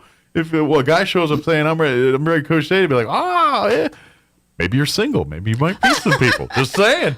You might be very popular. This is not a dating event. It's a crochet. I'm just saying, there's lots of reasons to come to check things out. That's all I'm saying. Okay. Very cool. But that'll be next Sunday. Yes, the 26th from 3 to 4. So you can come in for the craft event as a family. Yeah, and stick around for crochet. And stick around, yes. And then every other Sunday after that. So, if you come in this Sunday, or it's actually next Sunday. Next Sunday. So it'll be 2 Sundays after that. It'll do it again. So every 2 weeks, you get to go in there and crochet. And, And so I love it. So come out and be a part of it. All right. What's next here? So then we go into our March calendar because, of course, we're going to still have our story times on Tuesdays, Wednesdays, Thursdays. Yeah, those are every week. And if there's a change in that due to holidays or whatever, they always let folks know. But those are staples. Again, get a calendar when you're at the library. That way you can but you'll learn the routine a little bit. But yeah, those are designated every week. Each time is a different story and a different theme. But it's always those. It's always in the mornings at 10:30. They have the one that's Spanish bilingual. Yes. I'm saying it's Spanish, but it's actually bilingual, and that's at 5 p.m. on Tuesdays. Excellent. And I'll say it again as I do every other time. I don't care what your first language is of your child. Bring them to that bilingual Spanish. The more exposure, the more you give, you rub that off on them, the more it's going to absorb, and the more I'm sorry. It's just the kids are going to be smarter. They're going to be more, adjusted. You're right. It's, it's through osmosis, through learning, whatever it is. You expose your children to that, enough of that stuff. They're going to drink it in. And then the goal, I think, is we always want our kids smarter than us. So yes. that's a way to do it. Yes. just offering that out there as a suggestion. Yeah. And then let's see. March. We go into March. We'll just say the first reminder that the first Saturday is always chess set from 10 to 2. Learn chess or play chess, whatever you're. Yeah, all abilities. Yeah, it's all one of those, ages. Well, and we say it every time. You could probably learn the game in the first 20 minutes while you're there. The rest of your life is now mastering the strategies and learning, and that's why the game of chess is. It really is like kind of an intro to a lot of life lessons. Right. So please come have some fun, and who knows, maybe pick up a passion that you're next. Who knows? Maybe the next Bobby Fischer sitting out there. You never know. So come check it out. But that's the first Saturday of every month. Correct. At what time again? From 10 to 2. 10 to 2. So you got a 4-hour window. I imagine it's come and go. So exactly. You can't make it to 11. No problem. Right. You can come. Yes. If you need to leave early, go ahead. Sure. We're there just playing chess. But if you got like a touted match coming up, allow time in case you've been there a few weeks and like. Next Saturday, it's on. Allow time. But yeah, it's a lot of fun. So. Okay. We have and then on the first and third Saturdays, we always have a STEM event. Yes. And that's always from 11 to 1. And that's geared towards which age group? It's like again? elementary grade. Elementary. So if you're 5th on down, they'll probably, anything above that, it might be a little immature for that level. Yeah, they might enjoy it. They can come peep in. Depends how much they're into science and stuff. Right. If they don't have a lot in it, they may be pick up and all. But like you said, it's geared toward an audience of elementary school. Correct. So very good. Yeah. But that's like you said, is what is it that eats again? The first and third, or the first and third Saturdays from 11 a.m. to 1 p.m. Yeah. So mark it on your calendars. And then each one is a different. Might be talking about rockets one time, and then talking about water or something. Anything science or math related. There's a lot of possibilities there. So. Very good. What else we got? So another big event that's coming up in March is March 11th, a Saturday from 10 to 12. We're going to have a touch a truck. We got sanitation trucks bringing over 3 trucks. Okay. The kids get to touch them. And see the big monster trucks. The pickers and everything. Oh, good. So they get to kind of go through and because I know I grew up, obviously I'm a boy, but, it's not just stuck to boys, but in my head I'm like, show me a young boy that isn't into a big dump truck or a big trash truck or fire truck or cop car or something like that. Exactly. I mean, it does cross that, but just from my perspective, every small boy was like, "Ooh, a tank," or "Ooh, whatever." Yeah. And some girls were like, "I don't care about that." I think they would mind just seeing the size and just the peep inside the cab. But they aren't getting excited for it. It's like, "Oh, yeah, it's wonderful, a big dump truck or a big trash truck." Kids are like. The boys are all like done, and the girls like, yeah, I'd rather go and do something else. Can we go inside now? Yeah, it's worth seeing, but let's move on to something else. But exactly. Whatever it is, if you got a child that's into, and I imagine children at heart, there'll be a few adults that want to touch it and check it out definitely. too. We're just because some boys grow into men doesn't mean our interests don't change. Well, you're more than welcome to come over too and touch that truck. But yeah, so that'll be in March here. What's the date on that? March 11th, and it's going to be from 10 a.m. to 12. So come, and I imagine too if they'll have some of the sanitation staff there, and you want to talk, and learn a little bit about how the sausage is made for getting rid of trash and things. They'll share that kind of thing. It's not just come check out our cool truck. It's learn a little bit about how we do waste management in Southeast New Mexico. So it's an educational thing. Yes. Good deal. What else we got? And then on March 12th, which is the Sunday, we have flamingo dancer coming. The flamenco dancers. They're coming from you call it? Folklorico? Oh, the Chautauqua. There you go. Okay. Point to you for that one. Chautauqua. Yeah. So we're going to have flamingo dancing. Okay. And that's going to be on Sunday, March 12th at 2:30. Okay. They're going to discuss flamenco dancing and perform it also. And I believe that's Spain. The culture of flamenco is Spain. Yes. Here's me sharing stories again. I remember when I was in high school, I took a Spanish class, and we got to go on a field trip where we went to a Spanish restaurant called El Bodegón. I don't remember what that means, but that was the name of the restaurant. So it was a Spanish restaurant. They served paella and dishes from Spain. But one of the deals, part of that was they brought a lady out who brought this big platform. Okay. And then she did the flamenco dance. She'd stand on the platform and did with the castanettas. Yes. The castanettas and all of that. And so that's why in my head from that, I was like, flamenco is Spain. Yes. That's Spanish. But yes, so come out and learn the art of flamenco. Yes. I think there's a lot more to it than just some person going. There is actually history and the person is gonna share the history of it. And I think there's even purpose in the movements, like what they do and how they do it, signify and mean things. Yes. So it's not just somebody going, hey, and it's more than that. Yes. It's cool and entertaining and all that, and festive, but there is a history and a culture behind it, and that's what you'll learn a little bit about, and have fun dancing and all that. Right. But so that will be, like I said, on the 12th, and we hope everybody comes out. And hopefully I'll be back just to remind people. By then we'll be back and everything else. Now, again, if you missed, we just threw a lot of events and things at you at one time. Couple different things that I always recommend you do. One is you always physically go to the library, pick up the calendar that Tracy has right there. It's two-sided. February's on one side, March being the other. You'll get the April and the next one here probably next month. And then for March, April, and then, or I don't know how you do that. No, we do this month by month, and we have a little description on the back. For next month, okay. Right. All right. I think at one point you had 2 months on one side. I think we might have at one time, but then it started filling up. So. But anyway, more events mean it's cost of paper's only so big. But anyway, you can get a calendar each there, and then the other thing is if you're not into, you're more a modern technology user, then please like and follow, if you're a social media user, the Roswell Public Library on Facebook or Instagram.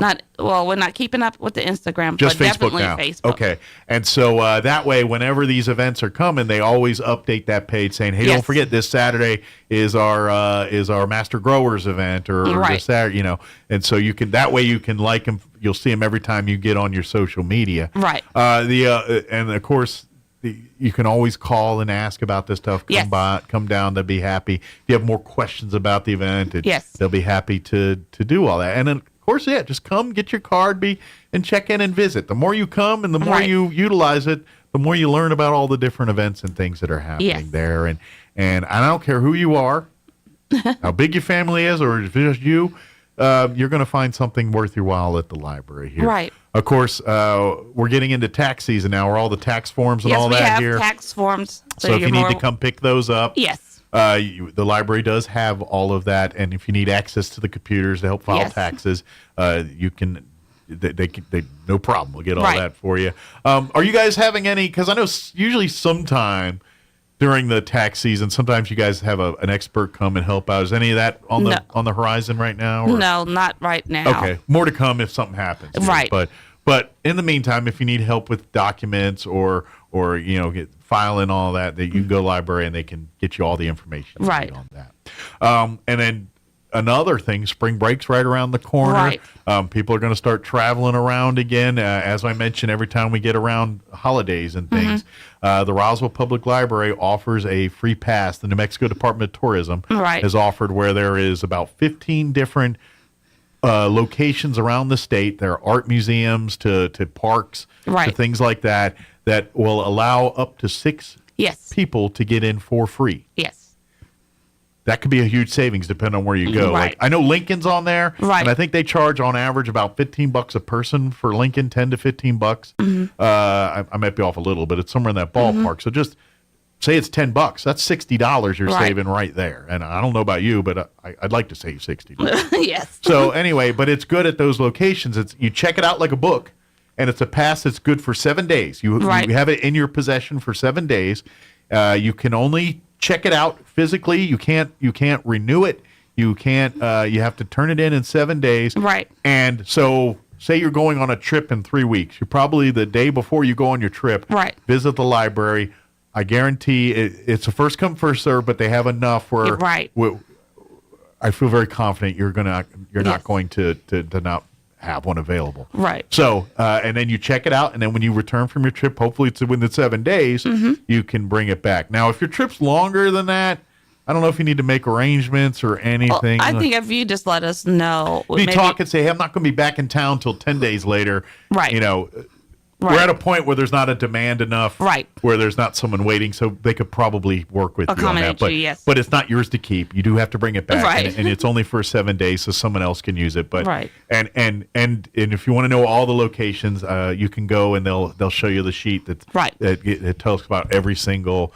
I can tell you it's all over the state. Right, it is. It's stuff in Cruces, that area, up north, Santa Fe, Albuquerque, Four Corners. I think every corner and in the middle, there's some places on there for you to check out. So, it all varies. Some art museums. Yes. I think the Horse Museum out in Cruces area is on there. And yes, the Cowboy. Yeah, there's several of those on there. I don't remember. I know Lincoln is because I remember checking that one out. And the Space Museum. Space Museum in Alamogordo, that's on there too. Which, if you've never been in there, it's pretty cool. Yeah, because you take the elevator all the way up, and then you slowly come down and you look at everything. It is cool. I was stationed at Holloman when I was in the military, so I did see it 20, 30 years ago when I was in the Air Force. But I got to go back about 3 years ago and check it out again, and it's still cool. I love because they got everything. You know, they got a moon rock. Right. I love. Like, if you want to get a glimpse of what astronaut life was during, like, the Apollo missions and, like, the type of amenities and things they have, like, little simulations where you can sit and pretend like you're landing. Flying the space shuttle or something, but even, like seeing you watch the NASA videos and you hear them singing, but you don't see, like, the day-to-day life of an astronaut while they're in space. So they do a great job of showing. It's like, hey, they had Pepsi. Here's the Pepsi cans and things like, oh, here's how they ate. Here's how they went to the bathroom. Things that they don't really do on, but is fascinating. So that's why I love that museum, because you get to, and by the way, they have an IMAX, and its claim to fame, it is the smallest IMAX theater in the country, which is cool. I mean, you think bigger, but here the smallest IMAX theater in the entire country is in Alamogordo, New Mexico, at that museum. So anyway, that's that among other things are on that list there too. So again, go to the front desk at the library, ask questions, check it out there. Right. Is there anything else? No, I think we covered it. Yeah. So and again, if you have any questions, don't hesitate to call. What's the phone number for the front desk there at the library? It's 575-622-7101. And also make note, Monday is President's Day. So the library will be closed this upcoming Monday for the holiday. We'll reopen on Monday, but normal hours tomorrow and Sunday. Yeah. And then Tuesday. Yeah. Well, so tomorrow we'll open 10 to 6, and then Sunday is 2 to 6. Yeah. And like I said, we got, as we mentioned earlier, we got like a half dozen activities just tomorrow and Sunday. There you go. So get out and support the library and check it out, or come out and just grab a nice quiet corner and read a book. Exactly. That can be happening there too. That's what it's for. Yep. Awesome. Well, thank you, ma'am. As always, we'll see you here next time. Yes. And have fun. Don't. I need to do something. One of these days, I want to do that. I want to know what you read. Like what's like, because I imagine as a librarian, you love to read. Yes. And when you're having downtime, I imagine you like to pick up a book and read it. So I'd be curious just to see what you're into one day. Maybe say, hey, what's the library's pick right now? And the librarians read. If you don't mind, I would kind of like to. We can do that next time. Not today. We're running out of time, but maybe we can plan a little bit and say, hey, what are you reading right now? Would you recommend it for some people? And maybe like a book review or something. That'd be kind of fun. Just to get, because I love doing that just to get. And I'm just as bad as I'm a niche reader. You find your niches and you tend to stick to your wheelhouse, but you kind of miss out on things. And I'm aware of that, but I'm like, but it's like comfort food. You're like, but I love that good mystery. I love that good action book or whatever. Right. And so we get comfortable and love it. And when it's personal reading, that's the beauty of it. You read whatever the heck you want, whatever floats your boat. Right. But there are times where I need to branch out, and I'm like, I need to find something that's not normally something I would read, but at the end of the day, I'm as enamored and as enthralled in the story as I would have been had it been my Clive Cussler or whoever I normally go to read. Right. Know? So that's why I want to pick your brain a little bit and see what we can do, because I figure if anybody's got a vast knowledge of books out there, it would be the librarian. Yeah. So. Thank you, Tracy, as always. Appreciate the visit. Have an amazing week, and we'll see you next time, okay? All right, it is 9:50. Let's pause for news and legislative update, Hannity break, quick commercial break as well. Don't go away. Now for your Pecos Valley News Update. I'm Jared Cirillo. A Carlsbad woman arrested for making a bomb threat to a local post office. Police responded Wednesday to the post office in Carlsbad, where they found the building had been evacuated. However, a woman named Annika Jacobs was still inside. Jacobs did surrender peacefully, but police gave no information about what happened inside the building. Also in Carlsbad, police are posting a message on social media regarding some false information that's been going around town. Police said they've received word about rumors that subjects from Roswell are coming to Carlsbad, knocking on people's doors and threatening to shoot whoever answers the door. Carlsbad police say this information is circulating on social media and is false. New Mexico's House of Representatives endorsing a 12% increase in annual state general fund spending Thursday. It's a bill that would expand public support for early childhood education while shoring up rural health care providers and boosting salaries and benefits for state workers and public school teachers. You're up to date. I'm Jared Cirillo. Turn up your radio. Here's the Sean Hannity Morning Minute. And the way I'm interpreting it is this. They got humiliated by the communist Chinese, and then they panicked. And then anything that was in the sky, without even identifying what it is, they just decided, we're just going to shoot this sucker right out of the sky, and this way we can't be criticized again. You shot down 3 things, Joe, objects, and you don't have a clue what you shot down. And that's because you didn't shoot down the one that you're saying now that you knew was coming into our airspace, that you knew was from China, and you look like, you look weak and foolish on the world stage. As the events of the previous days have shown, he goes on, we'll always act to protect the interests of the American people. This is the biggest screw-up of all time. Check out the Sean Hannity radio show later today, right here.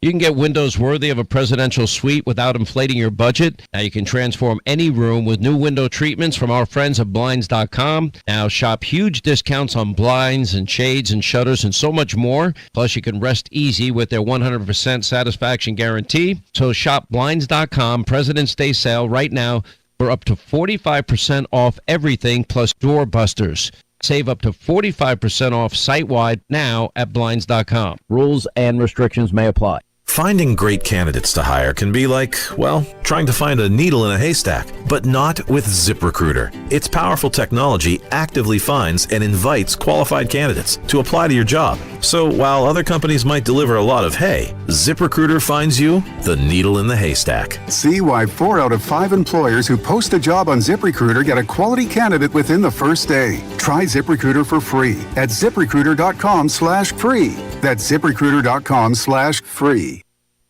This is Jason Espinoza with today's Capitol Report. Representative Rena Sapansky and Senator Jeff Steinborn have teamed up on a proposal to support and grow the creative economy here in New Mexico. The legislation would create the Creative Industries Division within the Economic Development Department.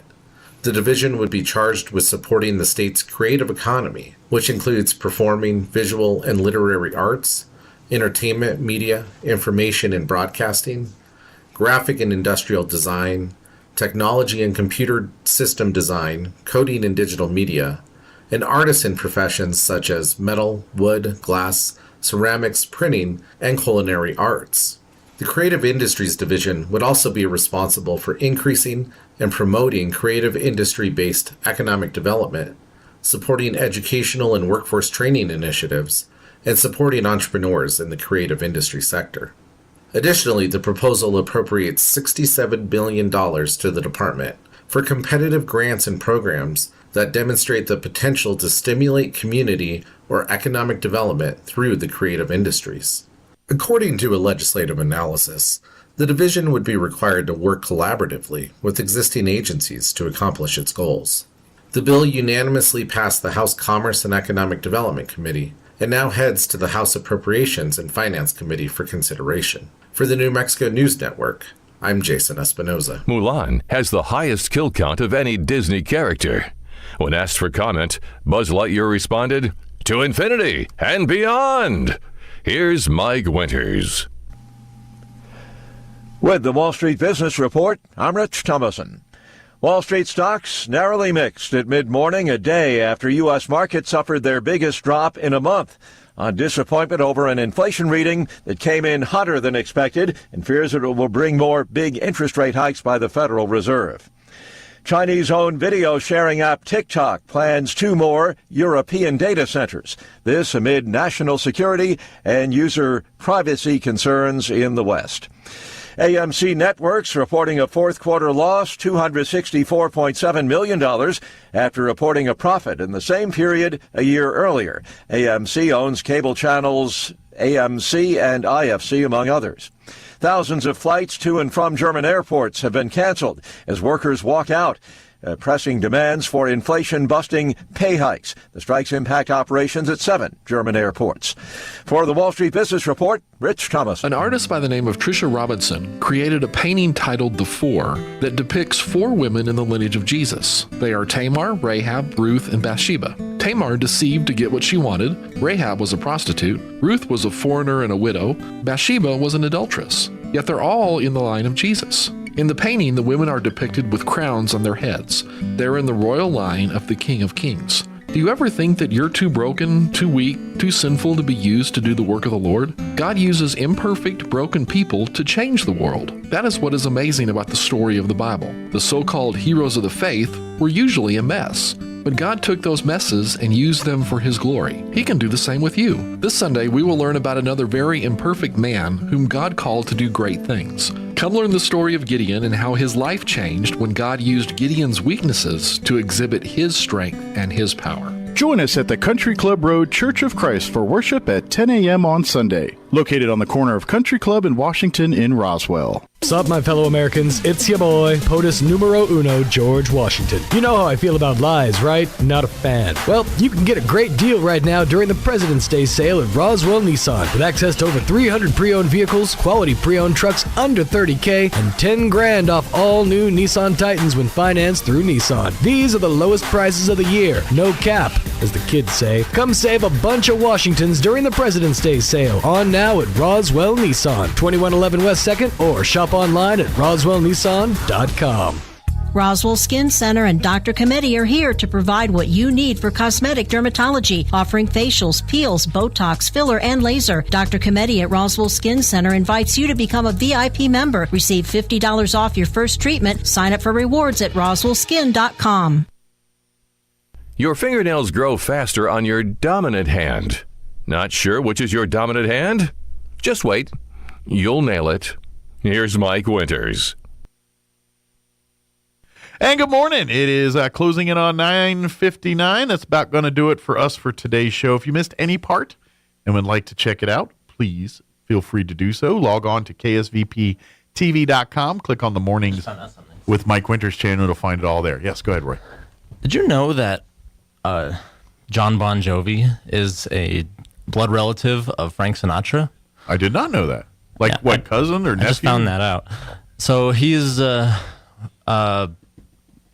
Sinatra is his great uncle on his father's side. Okay. I'm sure you never met him in that way, and well, so maybe I'm sure he did. Like Frank's brother was probably his grandfather. Okay. Think they ever met in a family way? Probably. Like, hey, Unc, here's Uncle Frank. Probably. Huh, interesting. But yeah, just Google confirmed that. I just saw that. It's like, oh, he's a blood relative. Well, I don't think they agreed politically at all. What Bon Jovi believes and what Frank believed, I don't think are the same thing. But anyway, interesting. We got to go. like I said, if you missed any part, ksvptv.com, click on the Mornings with Mike Winters channel. You'll find it all there. Have an amazing weekend. We will be doing a live show Monday morning. We'll be here doing a show, even though everybody else is off. You're listening to 106.5 Roswell's Talk FM, KEND, or Roswell, New Mexico. Breaking news this hour from townhall.com. I'm Jeremy House. 5 former Memphis police officers pleaded not guilty today to second-degree murder and other charges in the arrest and death of Tyree Nichols. The 5 made their first court appearances with their lawyers before a judge in Shelby County Criminal Court. Ukrainian President Volodymyr Zelensky is urging Western allies to quicken their military support for Ukraine. Zelensky spoke at a major international security conference in Munich today. Unfortunately, he can still destroy many lives, many. That is why we need to hurry up. We need the speed of our agreements, speed of our delivery to strengthen our speed of decisions to limit Russian potential. Ukraine is depending on Western weapons to thwart Russian President Vladimir Putin's ambition of security.